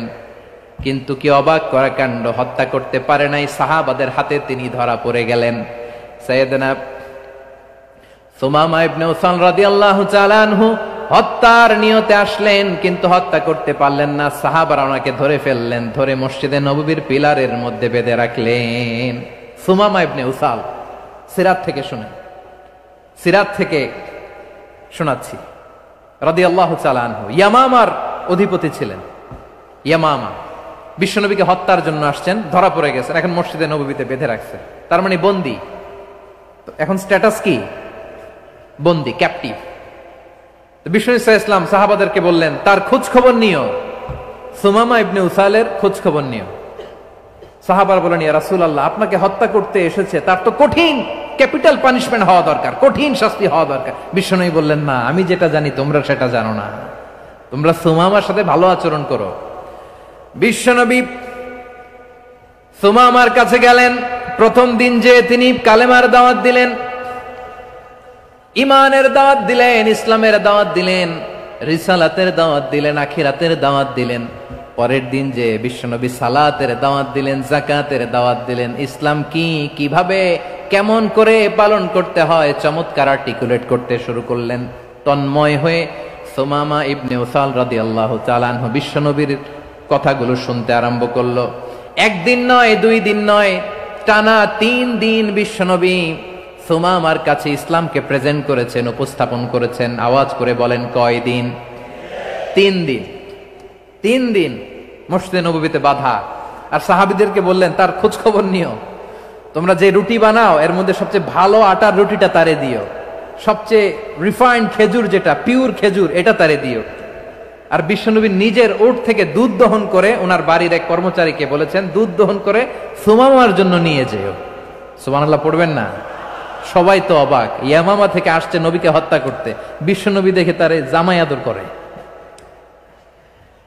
তাকে মজার মজার খাবার দিও, দুধ দিও, আদর আপ্যায়ন করো। একদিন নয়, 2 দিন নয়, টানা 3 দিন বিশ্বনবী এভাবে সুমামার কাছে যেয়ে যেয়ে ইসলামকে প্রেজেন্ট করতে আরম্ভ করলেন, ইসলামকে উপস্থাপন করতে শুরু করলেন। আর তাকে চমৎকার এন্টারটেইনমেন্ট, আপ্যায়ন দিতে আরম্ভ করলেন। টানা 3 দিন যখন ইসলামের দ্য বিউটিজ অফ ইসলাম, ইসলামের সুমহান বাণী, সৌন্দর্য তার কাছে উপস্থাপন শেষ, তাকে আপ্যায়ন শেষ, বিশ্বনবী বললেন সাহাবাদেরকে যাও এবার সুমামার হাতের পায়ের রশি দুটো খুলে দাও। সাহাবারা বললেন ইয়া রাসূলুল্লাহ, কি বলেন আপনি? ও তো হত্যাকারী, সুযোগ পায় নাই, আপনারে মারতে পারে নাই, ছেড়ে দিলে আবার ও আপনার উপর তলোয়ার নিয়ে ঝাঁপিয়ে পড়বে। নবী এই সিদ্ধান্ত আপনি নিতে যাবেন না। বিশ্বনবী বললেন যেটা বলেছি সেটা করো, সুমামার রশিগুলো ছেড়ে দাও, সুমামার হাতে পায়ের রশিগুলো যে তোমরা খুলে দাও। সাহাবারা তর্ক জুড়ে দিলেন, লা ইয়া রাসূলুল্লাহ, এমনটা করবেন না তো, ভয়ঙ্কর ভয়ঙ্কর খুনি, কি জানি কি হয়ে যায়। বিশ্বনবী বললেন না, তার হাতে পায়ের রশিগুলো খুলে দাও। সাহাবারা বিশ্বনবীর কথা মতো তার হাতে পায়ের রশিগুলো খুলে দিল।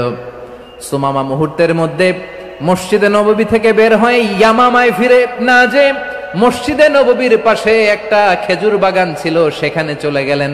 সেখানে একটা ছোট্ট কুয়া ছিল, কুয়ার পানি দিয়ে তিনি গোসল করলেন। সুবহানাল্লাহ পড়েন।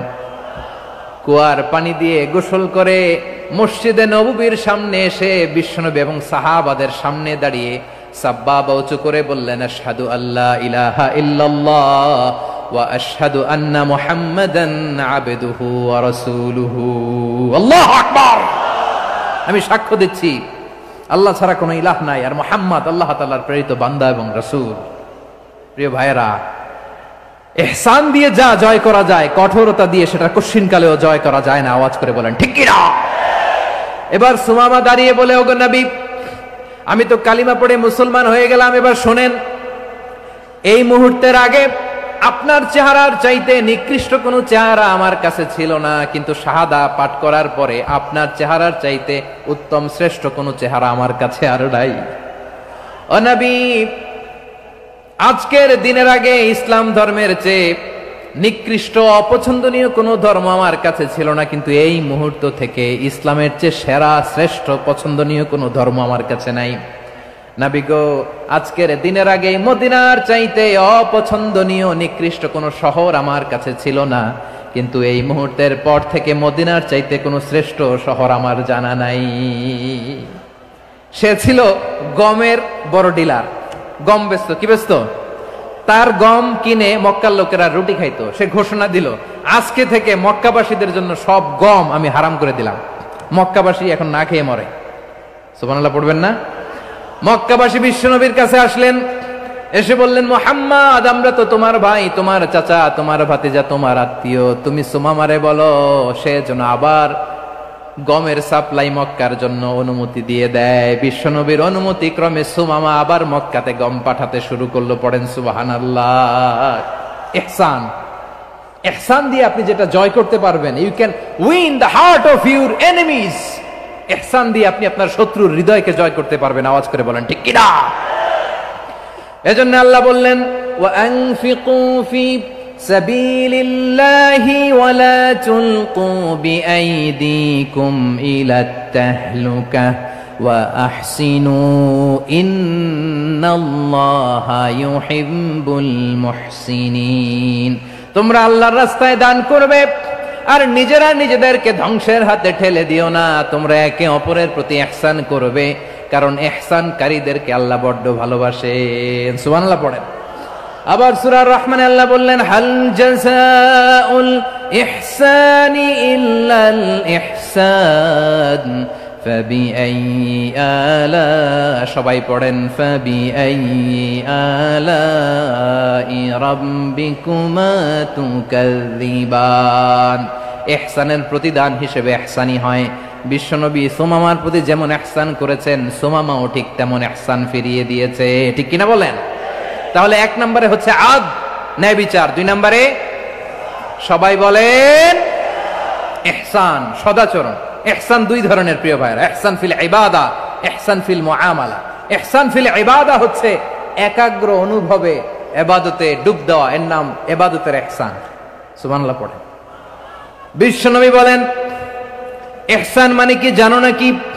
হাদিসে জিবরিলে সাইয়েদনা জিবরিল আলাইহিস সালাম বিশ্বনবীকে বললেন, আখবিরনি আনিল ইহসান। নবী আমাদেরকে বলেন ইহসান মানে কি? বিশ্বনবী বললেন, আনতা আবুদাল্লাহা কাআন্নাকা তারাহু ফাইন লাম তাকুন তারাহু ফাইন্নাহু ইয়ারাক। ইহসান মানে হলো এমন ভাবে তুমি আল্লাহর সামনে নিজেকে উজাড় করে ইবাদত করবে, তুমি ভাববে তুমি আল্লাহকে দেখতে পাচ্ছ। আর এটা যদি ভাবা তোমার জন্য কঠিন হয়ে যায়, অন্তত এতটুকু তুমি ভাববা যে আল্লাহ তোমাকে দেখতে পাচ্ছেন। ঠিক কিনা বলেন? ও আমার বীর চট্টলার ভাইয়েরা, কেউ যেটা দেখে না সেটা দেখে কে? এই বিশ্বাস হৃদয়ের মধ্যে আছে? নামাজে যখন দাঁড়ান এই ফিলিংসটা আনা যাবে? হ্যাঁ, এশার সালাত তো এখনো হয় নাই না? আলোচনা শেষে এশার সালাত এখানে অনুষ্ঠিত হবে, তাই না? আচ্ছা বলুন তো, আমরা এশার সালাত পর্যন্ত বেঁচে থাকবো এই গ্যারান্টি আছে কার কার? হাত তোলেন। কয়েকজন হাত তুলছে পেছনে, না বুঝে তুলে ফেলছে। এশা পর্যন্ত যে আমরা হায়াত পাবো কোনো গ্যারান্টি আছে? সবাই আওয়াজ করে বলেন গ্যারান্টি আছে? গ্যারান্টি নাই।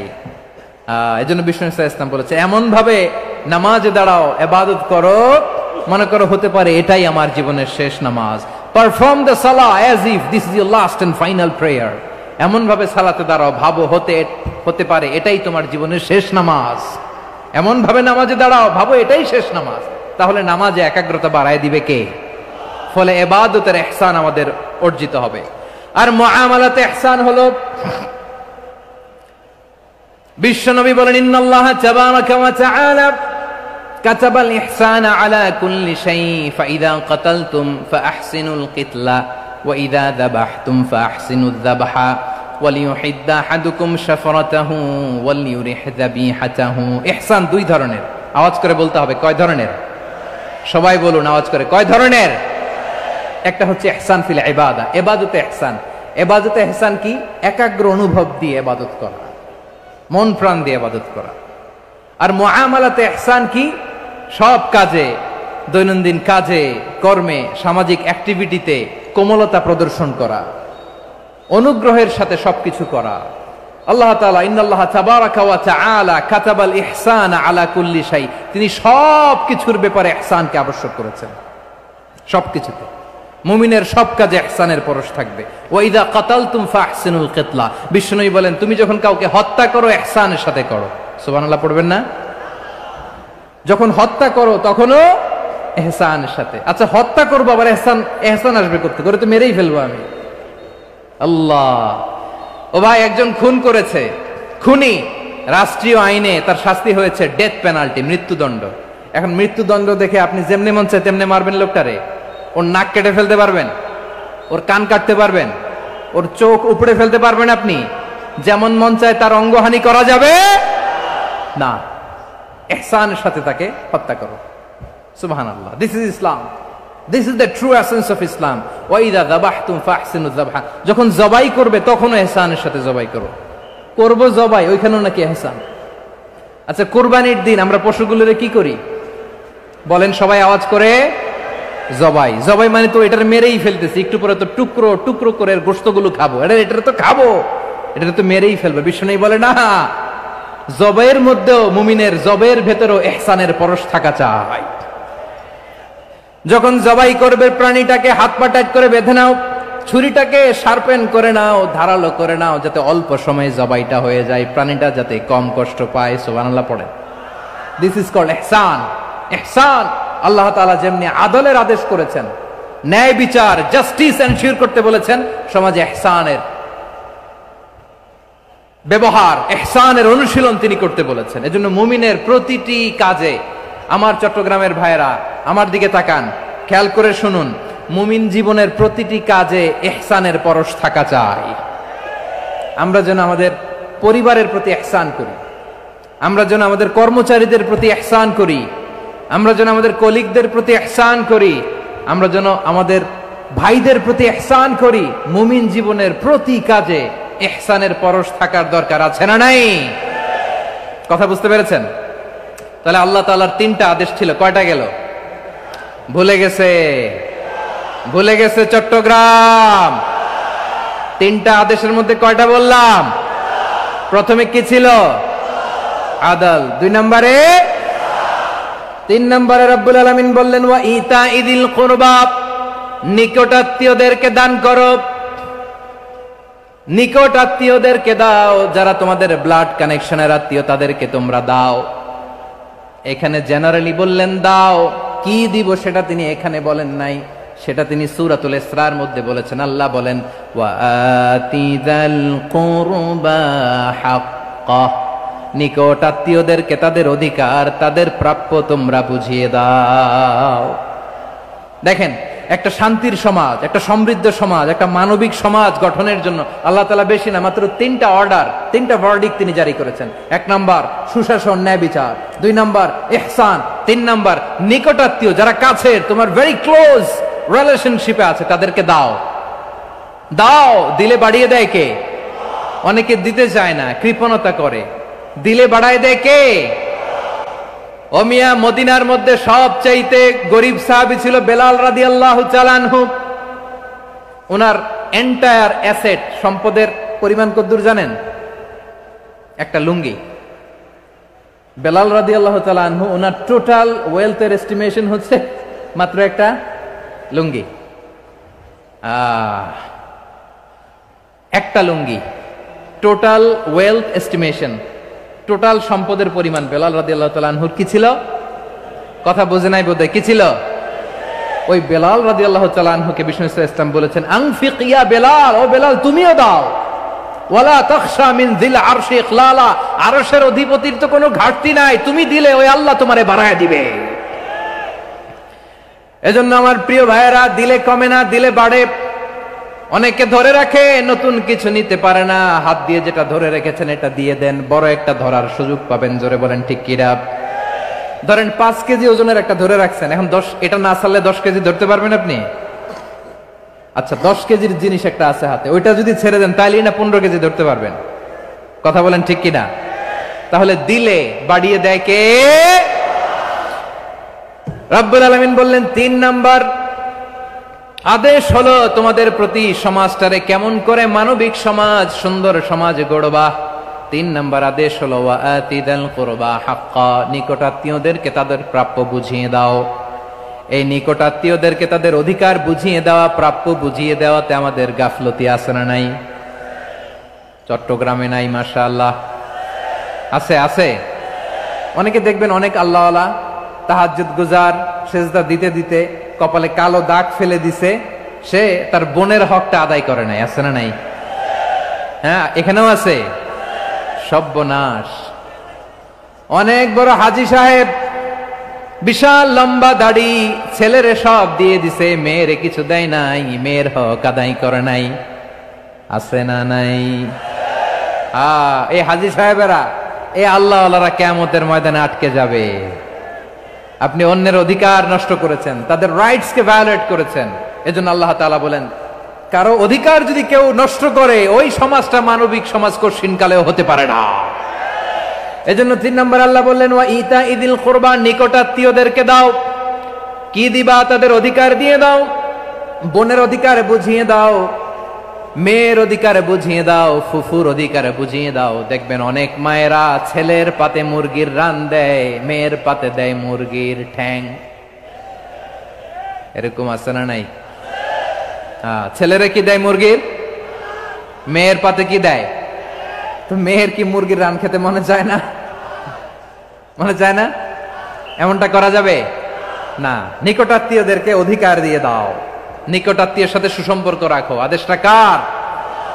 এজন্য প্রিয় ভাইয়েরা, জীবনে যদি বারাকা অর্জন করতে চান, নিকটাত্মীয়দের সাথে সুসম্পর্ক রাখতে হবে, তাদের জন্য উপহার পাঠাতে হবে। বিশ্বনবী বলেন, লা ইয়াদখুলুল জান্নাতা কাতে, যে ব্যক্তি আত্মীয়তার সম্পর্ককে ছিন্ন করে দেয়, সে কশিনকালেও আল্লাহর জান্নাতে ঢুকবে না। আপনি কি এটারে সহজ হাদিস মনে করছেন? এটা সহজ কথা? আপনি ভাবছেন আপনার নামাজ আপনারে বাঁচাতে পারবে, আপনার রোজা বাঁচাতে পারবে, আপনার তাহাজ্জুদ আপনারে বাঁচাতে পারবে?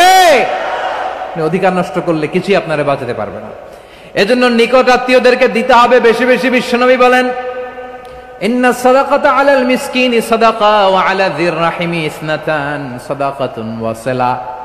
মিসকিনরে দান করলে শুধু দানের সওয়াব হয়, নিকট আত্মীয়কে দান করলে 2টার সওয়াব হয়।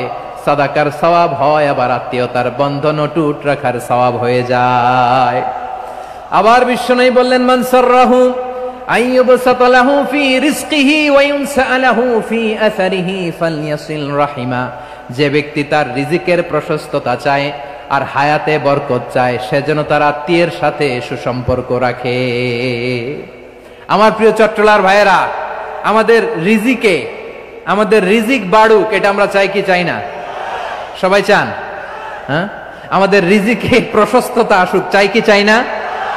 আমাদের হায়াতে বরকত আসুক, আমরা চাই কি চাই না? এই 2টা যদি চান, তাহলে নিকটাত্মীয়দের সাথে সুসম্পর্ক রাখবেন। পারবেন? তাহলে সমাজটারে মানবিক সমাজ বানায় দিবে কে? 3টা আদেশ চলে গেল। কয়টা? আওয়াজ করে বলেন। 1 নম্বরে কি ছিল? 2 নম্বরে, 3 নম্বরে নিকটাত্মীয়দেরকে দান। আপনাদেরকে আরো শোনার আগ্রহ আছে? আপনাদের মনোযোগ আছে না গেছে? কষ্ট হচ্ছে না? মাশাআল্লাহ, মাশাআল্লাহ। তাকবীর পড়ুন, লিল্লাহি তাকবীর।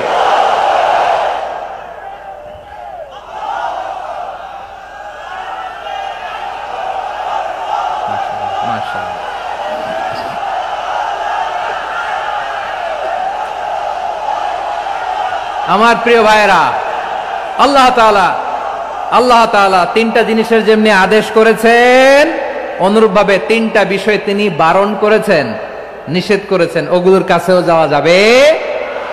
শুনবেন রাব্বুল আলামিন বলেন, ওয়ায়ানহা আনিল ফাহশাই ওয়াল মুনকারি ওয়াল বাগি। আমি যেমনি তিনটি বিষয়ে আদেশ করলাম, অনুরূপভাবে তিনটি বিষয়ে বারণ করলাম, নিষেধ করলাম। আমার এক নাম্বার নিষেধাজ্ঞা হলো অশ্লীলতার প্রতি। ফাহশা, ওয়ায়ানহা আনিল ফাহশা, আল্লাহ তাআলা অশ্লীলতাকে নিষেধ করেছেন। কোন জিনিসকে? সবাই বলুন, কোন জিনিসকে? যত ধরনের, যত টাইপের, যত ক্যাটাগরির অশ্লীলতা হতে পারে, সব অশ্লীলতাকে হারাম করেছেন কে? ফাহশা মানে কি? কথায়, কাজে, আচরণে, কমেন্ট, ফেসবুকের কমেন্টসে যত ধরনের নোংরামো আছে, যত ধরনের অশ্লীলতা আছে, এটাকে আরবিতে বলে ফাহশা। এটাকে কি বলে? রাব্বুল আলামিন বলেন, কুল ইন্নামা হারামা রাব্বিয়াল ফাওয়াহিশা মা যাহারা মিনহা ওয়া মা বাতান। ও নবী, আপনি বলে দেন, আমার রব প্রকাশ্য, অপ্রকাশ্য, স্পষ্ট কিংবা অস্পষ্ট, দৃশ্যমান কিংবা অদৃশ্যমান সব অশ্লীলতাকে হারাম করেছেন। সব ধরনের অশ্লীলতা হারাম, সব ধরনের। আল্লাহ তাআলা আমাদেরকে অশ্লীলতা থেকে বাঁচান, অশ্লীলতা থেকে তিনি আমাদেরকে হেফাজত করুক। পড়েন আমিন। এবার বলেন, আমাদের সমাজে অশ্লীলতা আছে না নাই? চট্টগ্রামে নাই? আমি কই নাই, ওনারা বলে আছে। দেখছেন, আমি সামহাও বাঁচায় দেওয়ার ট্রাই করতেছি, ওনারা বলে আছে। অশ্লীলতা নানা ভাবে, নানা নামে, নানা মোড়কে আমাদের সমাজে আছে না নাই? সংস্কৃতির নামে, ফ্যাশনের নামে, বিনোদনের নামে, উপন্যাসের নামে, কনসার্টের নামে অশ্লীলতা আছে না নাই? আপনি দেখেছেন কনসার্টগুলোর অবস্থা? এই যে আতিফ আসলাম যে আসছে আমাদের দেশে, তারপর কে কে আসছে, আমাদের তরুণ তরুণীরা, আমাদের যুবক যুবতীরা, আমাদের জেনজিরা, কি অবস্থা ওইখানে? হ্যাঁ, কি অবস্থা? কে বাঁচাবে ওদের? কে রক্ষা করবে ওদের ইমানের, ওদের চরিত্রের হেফাজতের গ্যারান্টি কে দিবে? কনসার্টের নামে অশ্লীলতা আছে না নাই? ছেলে মেয়ে একে অপরকে জড়ায় ধরতেছে, একে অপরকে চুমো খাচ্ছে, প্রকাশ্যে, দিবালোকে, গণমানুষের সামনে।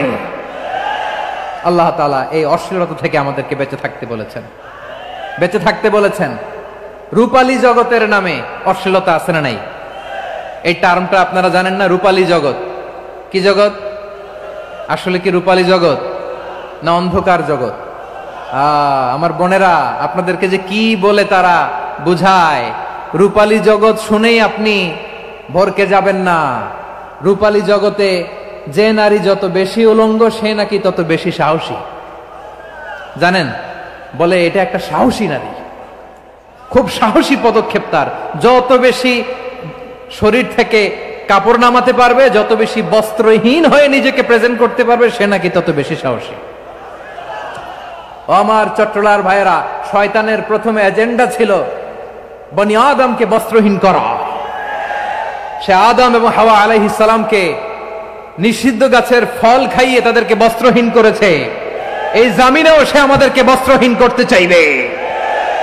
এই রূপালী জগতের নামে তারা এটা করে। আমার প্রিয় বোনেরা, আপনি জানেন না আপনার দাম কত। ওরা আপনাদেরকে বিজ্ঞাপনের সস্তা পণ্য বানাতে চায়। ওরা আপনাদেরকে ওদের ভোগের লিপসার টুলস বানাতে চায়। ওরা আপনাদেরকে দিয়ে ওদের খায়েশ পূরণ করতে চায়। এটা আপনাদের জন্য মোটেও ডিগনিটি নয়, এটা আপনাদের জন্য সম্মান নয়। আপনার সম্মান শালীনতায়, আপনার সম্মান হেজাবে, আপনার সম্মান ভদ্রতায়, আপনার সম্মান আপনার ডিসেন্ট পোশাকে। পোশাক বলে দেয় এই নারীটা ভদ্র না অভদ্র। পোশাক বলে দেয় এই মেয়েটা কোন ঘরের মেয়ে। আওয়াজ করে বলেন ঠিক কিনা? আপনি জানেন না, আপনার এই সস্তা পণ্য বানায়, ভোগের পণ্য, বিলবোর্ডে আপনাকে উলঙ্গ করে উপস্থাপন করে। এই অশ্লীলতার সাথে ইসলামের কোনো সম্পর্ক। এজন্য আল্লাহ বলেন, আমি অশ্লীলতাকে হারাম করেছি। অশ্লীলতাকে হারাম করার প্রথম কারণ হলো এর মাধ্যমে মানবতাকে অপমানিত করা হয়। কারণ মানুষের সম্মান মানুষের পোশাকে। মানুষ যখন পোশাকহীন হয়ে যায়, বস্ত্রহীন হয়ে যায়, তার সম্মান কমে যায়, ঠিক কিনা? অশ্লীলতাকে হারাম করার প্রথম কারণ হচ্ছে মানুষ মানুষকে অপমান করে। একটা নারী, সে তো সম্মানিত, নারী যে কত সম্মানিত নারীরা এটা বুঝেই নাই। বিশ্বনবী বলেন, আর দুনিয়া কুল্লুহা মাতা ওয়া খায়রু মাতা'আদ দুনিয়া আল মারআতুস সালিহা। আমার বোনেরা, 5টা প্যান্ডেলে আপনারা এলইডিতে আমার আলোচনা শুনছেন, আমি জানি। আপনাদের এই গর্ভ যে কত দামি আপনি জানেন না। আপনার পেট থেকেই আসবে আগামী দিনের সালাহুদ্দিন আল আইয়ুবী। আপনার পেট থেকেই আসবে অনাগত দিনের ইমাম মাহদী আল মুনতাযর। আপনার পেট থেকেই আসবে অনাগত দিনের ফয়সাল, ওয়াসিম, মুগ্ধ, আবু সাইদের মতো বীর যোদ্ধা।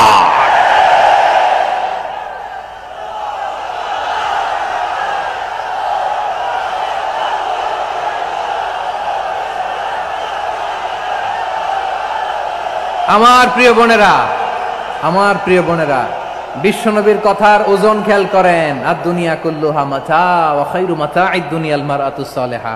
দুনিয়ার সবকিছুই অ্যাসেট, এর মধ্যে সবচেয়ে দামি অ্যাসেট নেককার নারী। আপনার গর্ভ যে কত দামি আপনি জানেন না। নিজের সময়টাকে কাজে লাগান, কোরআন পড়েন, সুন্নাহ পড়েন। আপনার অনেক দায়িত্ব ঘরে। You are the MD of your family. একটা family it's a very big institution. পরিবার একটা অনেক বড় প্রতিষ্ঠান। and you are the MD of your institution. আপনি এই পরিবারের MD, managing director of your family. এখানে আপনার কত দায়িত্ব। আপনি ছেলে মেয়েদেরকে তারবিয়া করবেন। আপনি আপনার স্বামীর জন্য ঘরটারে জান্নাতের নীর বানাবেন। আপনার জন্য জান্নাতের ডুপ্লেক্স বাড়ি ওইখানে তৈরি করে রাখবে কে? আপনি যে কত দামি আপনি জানেন না। নারীদেরকে আল্লাহ বানিয়েছেন উচ্চতর করে, নিম্নতর নয়। নারীদেরকে ছোট্ট জিনিস দিলে এটারে বড় করে দেয়। নারীদেরকে ভ্রূণ দিলে, শুক্রাণু দিলে নারী এটারে বাচ্চা হিসেবে উপহার দেয়, ঠিক কিনা?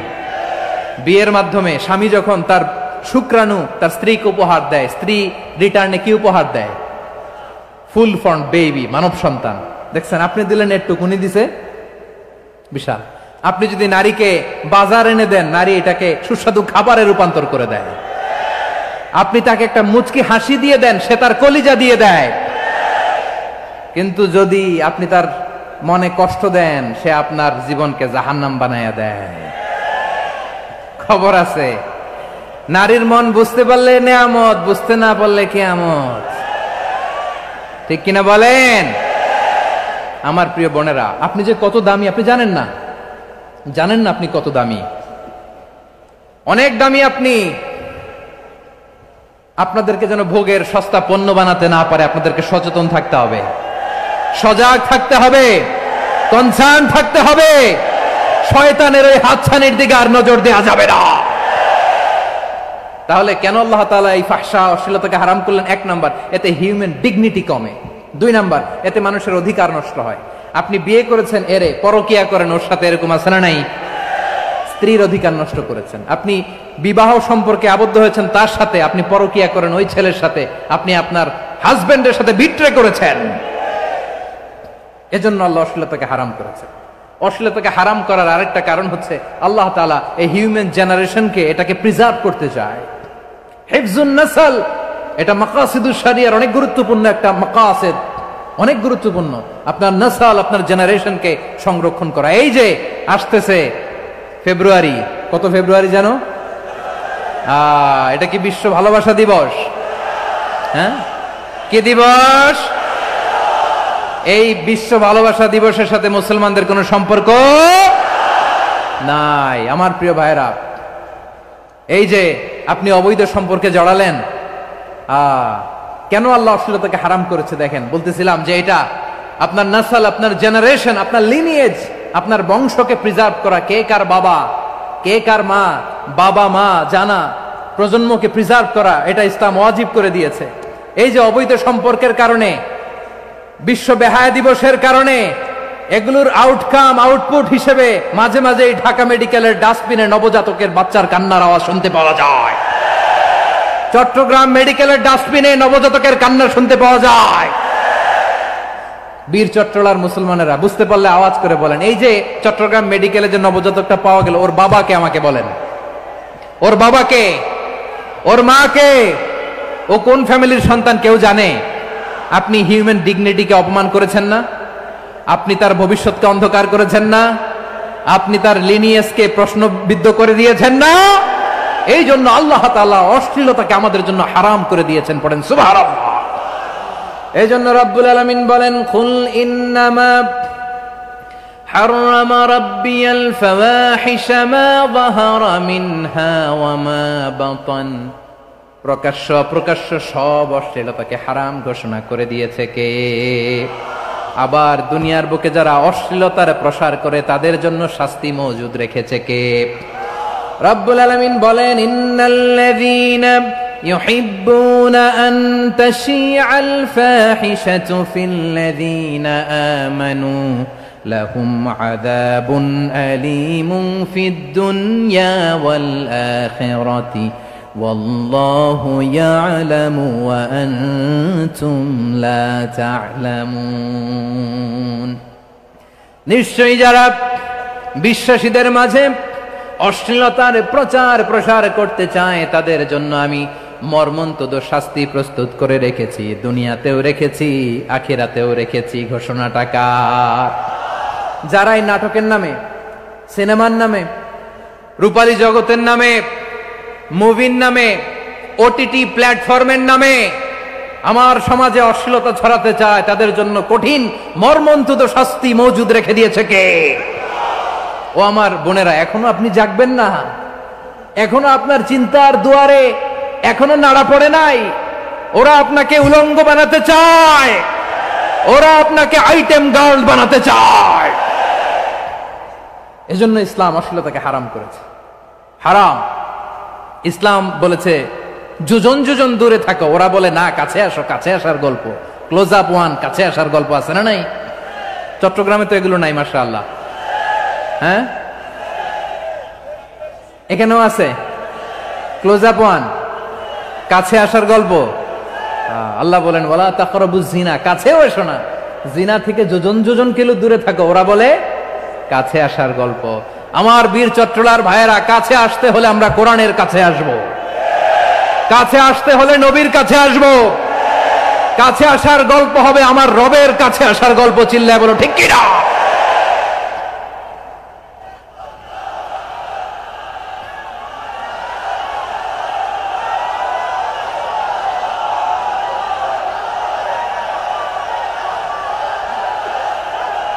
বসুন বসুন আমার ভাইয়েরা। তাহলে অশ্লীলতার সাথে আমাদের কোনো সম্পর্ক? সবাই বলতে পারেননি, আওয়াজ করে বলুন, অশ্লীলতার সাথে আমাদের কোনো সম্পর্ক? আমরা এই সমস্ত ক্লোজ আপ ওয়ান, কাছে আসার গল্পের প্রোগ্রামে যাব? আমরা কোন ধরনের অশ্লীল কন্টেন্ট সোশ্যাল মিডিয়ায়, টিভিতে দেখব? কি যুগ যে আমরা কাটাচ্ছি আপনি কল্পনা করতে পারবেন না। পর্ন ইন্ডাস্ট্রি, নারী পুরুষের বস্ত্রহীন যুগল দৃশ্য, এটাকে দিয়ে ওরা কোটি ডলারের ইন্ডাস্ট্রি বানিয়েছে।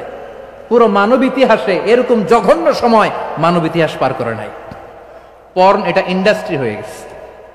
আমাদের এই যুবকগুলো, জেনজিগুলো, ওদের চরিত্র বাঁচাবে কি করে?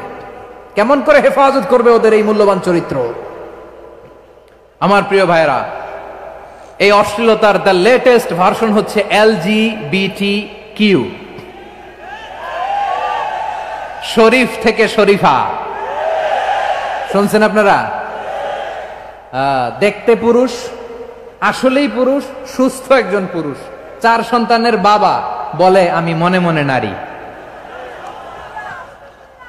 দেখতে নারী, সুস্থ নারী, আসলেই সে দিব্যি একজন নারী, বলে আমি মনে মনে পুরুষ। সবচেয়ে ভয়ঙ্কর অশ্লীলতার সবচাইতে লেটেস্ট ভার্সন হচ্ছে এই ট্রান্সজেন্ডারিজম। সুস্থ পুরুষ তার বায়োলজিক্যাল গ্রোথকে হরমোন দিয়ে স্টপ করে দিয়ে সে সার্জারি করে নারী হতে চায়, সুস্থ নারী পুরুষ হতে চায়। পুরুষ পুরুষের প্রতি সেক্সুয়ালি আকর্ষণ বোধ করে। এটা লূত আলাইহিস সালামের কওমের মধ্যে ছিল। এটাকেও আল্লাহ কোরআনে ফাহিশা বলেছেন। ওয়ালুতান ইয قال لقومه أتأتون الفاحشة ما سبقكم بها من أحد من العالمين। লূত আলাইহিস সালাম বললেন, তোমরা কি এমন এক অশ্লীল কার্যক্রমে ডুব দিলে নাকি যেটা গোটা বিশ্বের কেউ কখনো করে নাই, তোমরাই প্রথম করেছো। পড়েন নাউযুবিল্লাহ। এই পশ্চিমের এই রোগ আমার দেশে যেন আসতে না পারে, আমাদের সজাগ থাকতে হবে। প্রিয় ভাইরা চিল্লায় বলেন ঠিক কিনা? পশ্চিমের অবস্থা ভয়ঙ্কর। পাশ্চাত্যে আমি যুক্তরাষ্ট্রে ছিলাম অনেকদিন, কয়েক মাস, বিভিন্ন স্টেটে ঘুরেছি। গার্ডিয়ানরা উদ্বিগ্ন, ছেলে মেয়েদেরকে, ছোট্ট ছেলে মেয়ে, ওদেরকে জিজ্ঞেস করে, তুমি how do you feel right now inside yourself? তুমি ভিতরে ভিতরে কেমন ফিল করো? তোমার কি ছেলে ছেলে লাগে না মেয়ে মেয়ে লাগে? আচ্ছা বলেন, এই ছোট্ট বাচ্চাটা ওকে এগুলো জেন্ডার অ্যাসাইনমেন্ট বলতে এগুলো কিছু বুঝে? এইভাবে মিসগাইড করা হচ্ছে। কৌতূহল বশত ছোট্ট ছেলে যদি বলে আমার তো মেয়ে মেয়ে লাগে, তখন বলে যে না তুমি মেয়ে, ছেলে না। মা বাবা বাধা দিলে ওকে আলাদা গভর্নমেন্ট হাউসে নিয়ে যায়। ভয়ঙ্করতম অবস্থা। আমরা একটা সময়ে শুনতাম যে হুজুর আমার ছেলেটা খুব ভালো, হাফেজে কোরআন, আল্লাহওয়ালা। হুজুর আমার ছেলে দাড়ি রাখছে, আল্লাহওয়ালা। হুজুর আমার ছেলে 5 ওয়াক্ত সালাত জামাতের সাথে পড়ে, তার মানে আল্লাহওয়ালা। পশ্চিমে যে আমি কি শুনছি জানেন? ওরা বলে হুজুর আমার ছেলেটা ইউনিভার্সিটির একটা মেয়ের সাথে প্রেম করে, ও খুব আল্লাহওয়ালা, হুজুর দোয়া করবেন। এর কারণ ওদের কাছে আল্লাহওয়ালার ক্রাইটেরিয়া হচ্ছে হুজুর আমার ছেলেটা আরেক ছেলের পছন্দ করে নাই, আমার মেয়েটা আরেক মেয়েকে ভালোবাসে নাই, এজন্য আমার ছেলেটা আল্লাহওয়ালা, হুজুর ওর জন্য একটু দোয়া করে দিয়েন। কি চ্যালেঞ্জ ওরা ফেস করতেছে। ওনার ছেলে যে আরেক ছেলেরে বিয়ে করবে না, এটাতেই উনি খুশি যে আলহামদুলিল্লাহ আমার ছেলেটা একটা মেয়েরে ভালোবাসে, আমার মেয়েটা একটা ছেলেরে ভালোবাসে, মানে এটা খুব আল্লাহওয়ালা। নাউজুবিল্লাহ পড়তে পারলেন না? এজন্য অশ্লীলতার সাথে আমাদের কোনো সম্পর্ক। রাব্বুল আলামিন বলেন ওয়ায়ানহা আনিল ফাহশাই ওয়াল মুনকারি ওয়াল বাগি। তিনটা জিনিসকে আমি নিষিদ্ধ করলাম। এক নাম্বার হলো ফাহশা, অশ্লীলতা। 2 নম্বরে হলো মুনকার, সমস্ত মন্দ কাজ। আপনাদের মনোযোগ আছে না? শেষ করে দিব? আর 2-1 মিনিট শুনবেন? আচ্ছা বলি তাহলে, আর 2-1 মিনিট।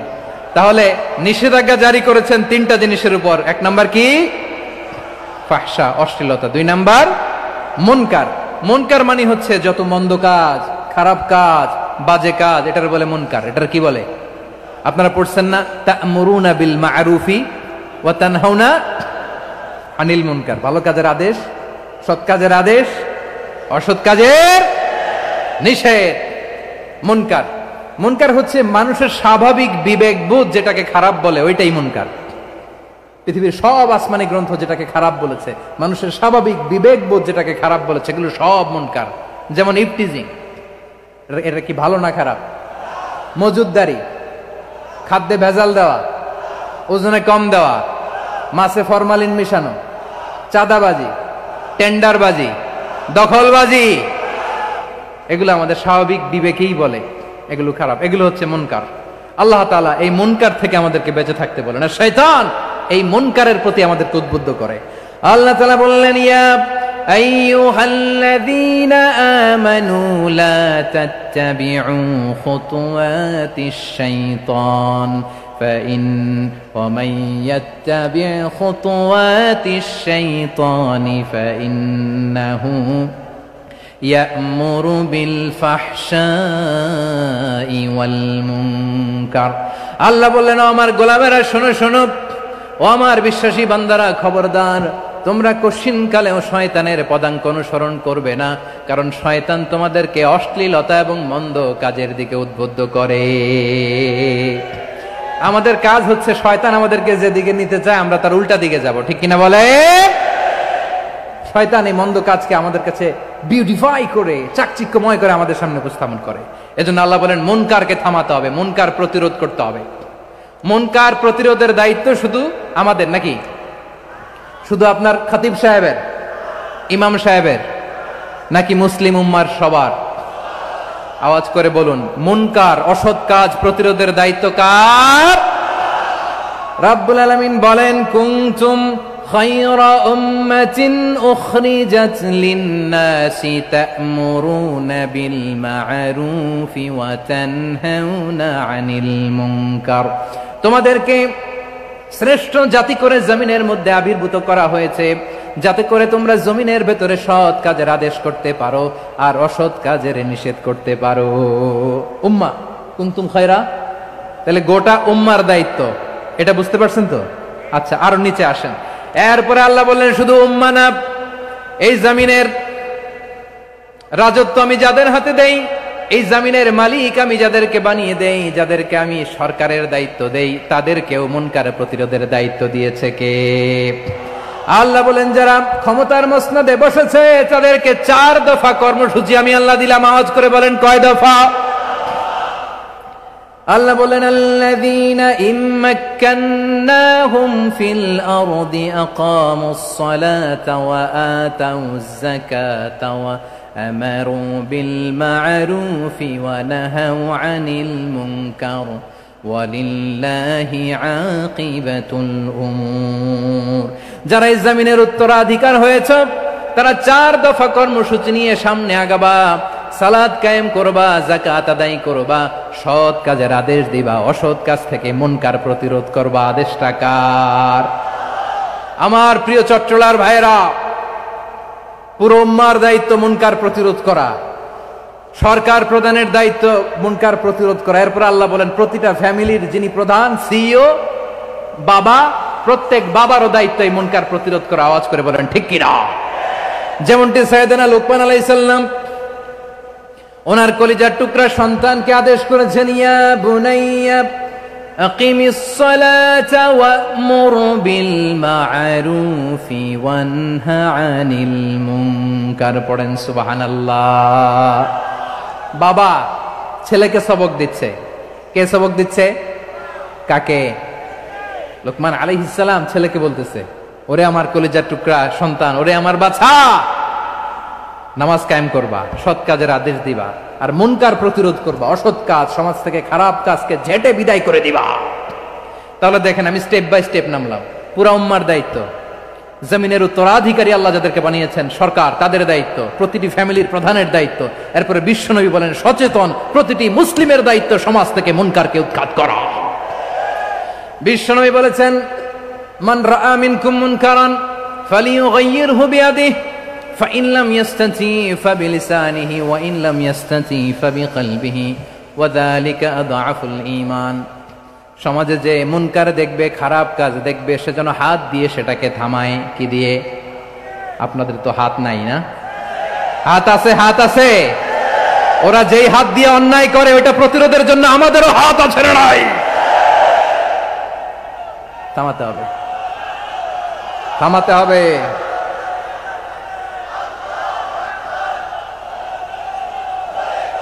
বসুন আমার প্রিয় ভাইয়েরা, ওরা ওদের যে হাত দিয়ে টেন্ডারবাজি করে, চাঁদাবাজি করে, ইফটিজিং করে, দখলবাজি করে, যে হাত দিয়ে, ওই মুনকার থামায় দেওয়ার জন্য আল্লাহর দেয়া আমাদেরও 2টি হাত আছে না নাই? আমাদেরও হাত আছে। থামাইতে হবে, থামাইতে হবে, হিম্মত করতে হবে। আমার প্রিয় ভাইয়েরা, না থামালে আমরাই ডুববো শেষমেশ। আমাদের বাঁচার জন্য হলেও থামাইতে হবে। রব্বুল আলামিন বলেন ওয়াত্তাকু ফিতনাতাল লা তুসিবান্নাল্লাযীনা যালামু মিনকুম খাসসা। ও আমার গোলামেরা, ওই আযাবকে ভয় করো যে আযাব যখন আমি জমিনের বুকে পাঠাই শুধু জালেমদেরকেই মারি না, আলেমদেরকেও মারি। আযাব যখন আসে তখন শুধু জালিমই মরে না, আলেমও মরে। জানেন মুসা আলাইহিস সালামের পায়ে একবার একটা লাল পোকা কামড় দিয়েছে, লাল পিঁপড়া। লাল পিঁপড়া কামড় দিলে খুব আরাম লাগে না? কি লাগে? হ্যাঁ, জলে না? লাল একটা পিঁপড়া কামড় দিছে, তো উনি রেগে মেগে পাশি দেখে লাল পিঁপড়ার বাসা, পা দিয়ে ডলে মুছে সবগুলো পিঁপড়া মেরে ফেলছে। এই ঘটনাটা আল্লাহ ঘটিয়েছেন এজন্য মুসা আলাইহিস সালাম ছিলেন কালিমুল্লাহ, সরাসরি আল্লাহর সাথে কথা বলতেন। তিনি আল্লাহকে জিজ্ঞেস করেছিলেন, আল্লাহ তুমি যখন কোন জনপদে আযাব পাঠাও শাস্তি দাও। ওখানকার শুধু জালেমরাই তো মরে না, ভালো মানুষগুলাও মরে। তো আযাব দিবা মুশরিকদের উপর দিবা, অবাধ্যদের উপর দিবা, ভালো মানুষগুলারে মারো কেন? আল্লাহ বললেন, মুসা তোমার যে কামড় দিছিল পায়ের মধ্যে পিঁপড়া, কয়টা পিঁপড়া? জোরে বলেন। একটা পিঁপড়া, সবগুলারে মারলা কেন? রেগে মেগে পুরো পিঁপড়ার বাসা ভেঙে মেসাকার করলা কেন? এই মুসা, আমি যখন অ্যাকশনে যাই, আমি যখন শাস্তি দেই, তখন এত বাস বিচার করা হয় না, বাস বিচার করা যায় না। যখন অ্যাকশনে যাওয়া হয়, ওইটা ডাইরেক্ট অ্যাকশন হয়ে যায়। চিল্লায় বলো ঠিক কি না? এজন্য আমাদের বাঁচার জন্য হলে ওই পাপ থামাতে হবে, এই শয়তানের অট্টহাসি থামাতে হবে, অন্যায় অপরাধ সমাজ থেকে আমাদের থামাতে হবে। কারণ আযাব আসলে ওরাও মরবে, আমরাও মরব। একটা জাহাজ 2 তলা, আপনি আছেন 2য় তলায়। শুনতেছেন? শুনতেছেন? জাহাজ কয় তলা? আপনি কোন তলায়? 2য় তলায়। নিচের তলার কিছু লোক জাহাজের তলা ছিদ্র করতে আরম্ভ করছে। কি ছিদ্র করতেছে? আচ্ছা, জাহাজের তলা ছিদ্র করলে তলা দিয়ে কি ঢুকে?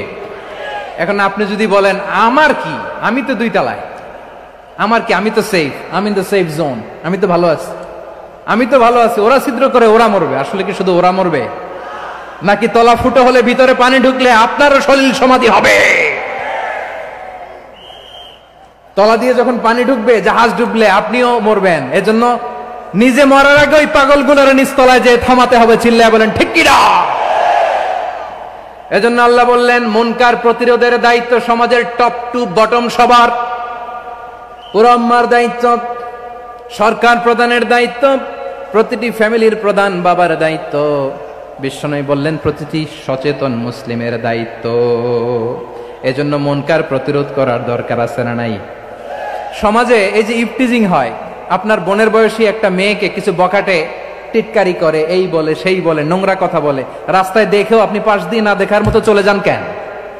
আপনি দাঁড়ান না কেন? আপনি দাঁড়ালেই তো থেমে যাবে। কারণ সত্যের যে শক্তি, তার সামনে মিথ্যা মুখ থুবড়ে পড়ে। আপনার সামনে ও কিছুই না, নাথিং। আপনি দাঁড়ান, ওকে প্রশ্ন করেন যে আমার বোনকে তুমি ডিস্টার্ব করো কেন? আপনাকে দেখে আরো 5 জন দাঁড়াবে, 5 জনকে দেখে আরো 10 জন দাঁড়াবে। আমাদের নীরবতা আর আমাদের নিশ্চুপ থাকাই জালিমদেরকে আরো শক্তিশালী জালিম বানিয়েছে।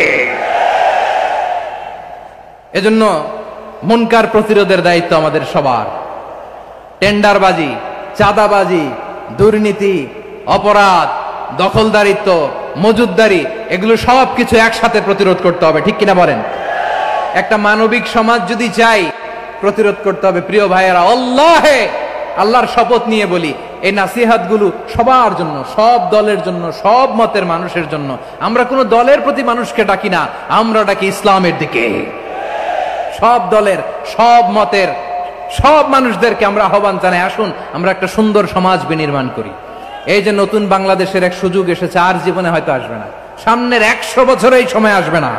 আসুন দেশটাকে আমরা সাজাই, আসুন আমরা দুর্নীতি বন্ধ করি, আসুন আমরা চাঁদাবাজি বন্ধ করি, আসুন আমরা দখলদারিত্ব বন্ধ করি, আসুন আমরা এক দল আরেক দলকে নিশ্চিহ্ন করার যে রাজনীতি, এটা বন্ধ করি। সব দলের প্রতি আমার আহ্বান। আমি কিছুদিন আগে একটা নিউজ দেখলাম, ওই যে লন্ডনে বসে জনাব তারেক রহমান সাহেবকে আমি ধন্যবাদ দিতে চাই। উনি সংবাদ শোনা মাত্রই ওনার দলের অনেক চাঁদাবাজকে উনি বহিষ্কার করেছেন। I do appreciate. প্রতিটি দলের এরকম ইনিশিয়েটিভ নেওয়ার দরকার আছে না নাই? যে কোনো দলে এই প্র্যাকটিসটা থাকার দরকার আছে না নাই?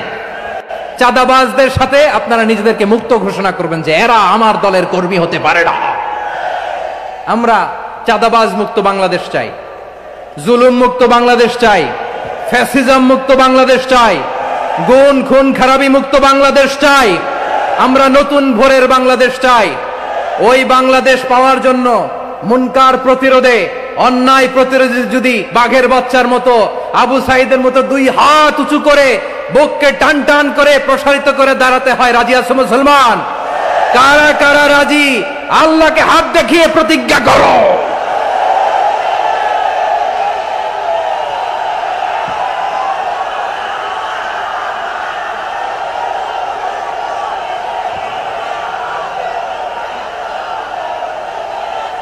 আমার প্রিয় ভাইয়েরা, বসুন বসুন আমার ভাইয়েরা। রাব্বুল আলামিন বলেন ওয়ায়ানহা আনিল ফাহশাই ওয়াল মুনকারি ওয়াল বাগি ইয়াইদুকুম লাআল্লাকুম তাযাক্কারুন। বসুন। আল্লাহ বললেন আমি অশ্লীলতাকে নিষেধ করি, আমি সব ধরনের মন্দ কাজকে নিষিদ্ধ করি, সব শেষে আমি সীমা লঙ্ঘনকে তোমাদের জন্য নিষিদ্ধ করি। আলোচনা মনে আছে তো, না ভুলে গেছেন?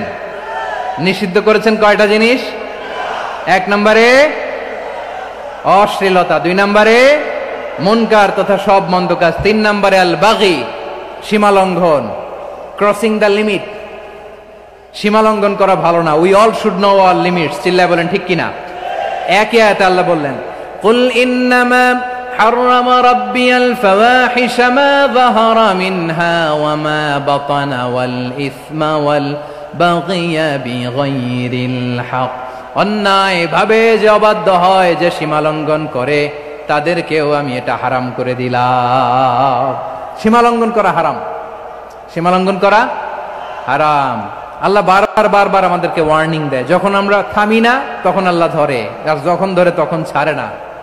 ধরে না, ধরলে আল্লাহ। ফেরাউনকে কিন্তু হুট করে ধরে নাই, আপনারা জানেন 9 বার ওয়ার্নিং দিয়েছে। ফেরাউনকে আল্লাহ তাআলা ওয়ার্নিং দিয়েছিল কয়বার? বীর চট্টলার বীর সেনানীরা আওয়াজ করে বলেন ফেরাউনকে ধরার আগে ওয়ার্নিং দেওয়া হয়েছিল কয়টা? রব্বুল আলামিন বলে ওয়ালাকাদ আতাইনা মূসা 9 আয়াতিন বাইয়িনাত। 9টা মুআজিজা দেখিয়েছি। 1 2 3 বারবার এইভাবে রিমাইন্ডার, ওইভাবে রিমাইন্ডার, এইভাবে নসিহাত, ওইভাবে দাওয়া। ফাকুলা লাহু কাওলান লাইয়িনা, নরম করে বলো, সফট করে বলো, যত ওয়ে হতে পারে দাওয়া মেথডোলজি। মূসা আলাইহিস সালামের সব অ্যাপ্লাই শেষ। 10ম বারে যে আল্লাহ ধরছে, 10ম বারে যে ধরেছে। এজন্য আল্লাহ বলেন আমি সীমা লঙ্ঘনকে পছন্দ করি না। কোরআনের অন্য আয়াতে বাগীকে বলা হয়েছে আল ইতিদা। সীমা লঙ্ঘন যারা করে তাদেরকে আল্লাহ বলেছেন মুতাদিন। وقاتلوا في سبيل الله الذين يقاتلونكم ولا تعتدوا إن الله لا يحب المعتدين। আমি সীমা লঙ্ঘনকারীদেরকে কোশ্চিনকালেও পছন্দ করি না। আমরা যেন সীমা লঙ্ঘন না করি। রাজি আছেন তো? যে কোনো ক্ষেত্রে ইবাদতে যেন সীমা লঙ্ঘন না করি। অনেকে আমরা ইবাদতে সীমা লঙ্ঘন করে ফেলি। বিশ্বনবী সাল্লাল্লাহু আলাইহি ওয়াসাল্লাম যেটা শিখিয়েছেন এর বাইরে যে অতিরিক্ত বুজুর্গ হতে চায়, এরকম আছে না নাই? করা যাবে না, কোনো ক্ষেত্রেই সীমা লঙ্ঘন করা যাবে, এমনকি যুদ্ধ ক্ষেত্রেও না। বিশ্বনবী সাল্লাল্লাহু আলাইহি ওয়াসাল্লাম বলেন খবরদার যুদ্ধ ক্ষেত্রেও সীমা লঙ্ঘন করো না। কি সুন্দর ইসলাম আমরা পেয়েছি। বিশ্বনবী বলেন খবরদার যুদ্ধের ময়দানে কোনো নারীর গায়ে হাত তোলো না, কোনো শিশুর গায়ে হাত তোলো না, কোনো গবাদি পশু হত্যা করো না, কোনো শস্য ক্ষেত্র ধ্বংস করো না, ইবাদতরত অন্য ধর্মের কোনো সন্ন্যাসীর গায়ে হাত তোলো না। বলেন সুবহানাল্লাহ। তাহলে আমরা সীমা লঙ্ঘন করতে পারবো? প্রিয় ভাইরা, একটা সুখী, সমৃদ্ধ, শান্তির সমাজ, মানবিক সমাজ যদি আমরা গঠন করতে চাই, আমাদের আল্লাহর দেয়া কয়টা আদেশ মানতে হবে বলেন দেখি? সবাই বলেন কয়টা? আর বেঁচে থাকতে হবে কয়টা জিনিস থেকে? আওয়াজ করে বলেন কয়টা? আচ্ছা, আদেশ নাম্বার 1 কি ছিল বলেন? আল্লাহর আদেশ কি? 1 নাম্বার আদাল, ন্যায় পরায়ণতা। আমরা সুবিচার, সুশাসন, ন্যায় বিচার চাই কি চাই না? 2 নম্বরে কি ছিল? মাশাআল্লাহ, আওয়াজ করে বলেন 2 নম্বরে কি ছিল? ইহসান। আমরা যেন সবার প্রতি দয়া পরবশ হই, ইহসান করি। 3 নম্বরে কি ছিল?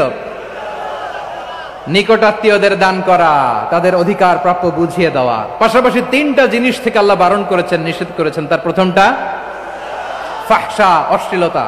অশ্লীলতার সাথে আমাদের কোনো সম্পর্ক। আজকের এই ঐতিহাসিক চট্টগ্রামের প্যারেড ময়দান থেকে আমরা যত ধরনের মা যাহারা মিনহা মা বাতান, প্রকাশ্য অপ্রকাশ্য, দৃশ্যমান অদৃশ্যমান, সব অশ্লীলতা থেকে নিজেদেরকে মুক্ত ঘোষণা করলাম। অশ্লীলতাকে আমরা না বলে দিলাম। আওয়াজ করে সবাই বলুন নো। অশ্লীলতার সাথে আমাদের কোনো সম্পর্ক। 2 নম্বর নিষেধাজ্ঞা কি ছিল? আল মুনকার, সমাজের যত মন্দ কাজ এগুলোকে আমরা প্রতিরোধ করব। রাজি আছেন তো সবাই? 3 নম্বরে আল বাগি, সীমালঙ্ঘন। কোন মুসলিম সীমালঙ্ঘন করে না, এমনকি যুদ্ধ ক্ষেত্রেও না। আওয়াজ করে বলেন ঠিক কিনা? রাব্বুল আলামিন শেষে বললেন ইয়াইদুকুম লাআল্লাকুম তাযাক্কারুন, আল্লাহ তোমাদেরকে উপদেশ দেন যাতে তোমরা শিক্ষা গ্রহণ করো। আমরা উপদেশ দিব, আমরা জোর করে কাউরে কিছু মানাতে চাই না। লা ইকরাহা ফিদ্দিন ওয়া যাক্কির ফা ইন্না যিকরা তানফাউল মুমিনিন, উপদেশ দিলে এটা মুমিনদের কাজে দেয়। লাস্তা আলাইহিম বিমুসাইতির ইন্নামা আনতা মুযাক্কির, নবী হে আপনি রিমাইন্ডার দাতা, আপনি উপদেশ দিবেন। আমরাও বিশ্বনবীর এই হাদিসগুলো থেকে, কোরআনের আয়াত থেকে রিমাইন্ডার, এই কথামালা বাণী বাহক হিসেবে এই বাণীগুলো আপনাদের সাথে কাছে পৌঁছে দিলাম। আমরা আল্লাহ তাআলার কাছে প্রার্থনা করি, আল্লাহ আমরা যেন আদল দিয়ে আমাদের সমাজকে গঠন করতে পারি, আল্লাহ আমরা যেন ইহসান করতে পারি, আমরা যেন নিকটাত্মীয়দের দান করতে পারি। আল্লাহ যত ধরনের অশ্লীলতা, অনাচার, মন্দ কাজ, সীমালঙ্ঘন, অবাধ্যতা থেকে যেন আমরা বেঁচে থাকতে পারি। আল্লাহ তাআলা আমাদের সবাইকে কথাগুলো বোঝার ও আমল করার তৌফিক দান করুক। হাযা মা ইনদি ওয়াল ইলমু ইনদাল্লাহ আলাইহি তাওয়াক্কালতু ওয়া ইলাইহি উনীব। প্রিয় ভাইরা, আমি আপনাদের সবার জন্য দোয়া করি, আপনারাও আমার জন্য দোয়া রাখবেন। আমাদের পাশেই আছেন আমাদের সকলের শ্রদ্ধাভাজন, আমাদের মুরব্বী আওলাদে রাসূল আনোয়ার হোসেন তাহের জাবির আল মাদানী হাফিজাহুল্লাহু ওয়া রাআ। সবাই বসুন, উঠবেন না, কেউ উঠবেন না। উঠলেন কেন? উঠলেন কেন? প্যারেড ময়দানের প্রোগ্রাম তো এরকম হইতে পারবে না। বসুন, এটা আল্লামা সাঈদীর স্মৃতি বিজড়িত মাহফিল। বসুন, বসুন, এই মাহফিলের আদব আছে। বসুন, বসুন। সুশৃঙ্খল ভাবে আমরা আখির মোনাজাতে অংশগ্রহণ করব। আওলাদে রাসূল আমাদের পাশে আছেন, হুজুর আমাদের সবাইকে নিয়ে প্রাণ ভরে দোয়া করবেন। আপনাদের সবার কাছে আমি দোয়া চাই, আপনাদের সবার জন্য দোয়া করি। আল্লাহ তাআলা আপনাদের সবাইকে ভালো রাখুন, সুস্থ রাখুন, নিরাপদে রাখুন। সুবহানাকাল্লাহুম্মা ওয়া বিহামদিকা আশহাদু আল্লা ইলাহা ইল্লা আনতা আস্তাগফিরুকা ওয়া আতুবু ইলাইক। আবারো হয়তো দেখা হয়ে যাবে অন্য কোনো তাফসীরুল কোরআনের ময়দানে। আসসালামু আলাইকুম ওয়া রাহমাতুল্লাহি তাআলা ওয়া বারাকাতুহু।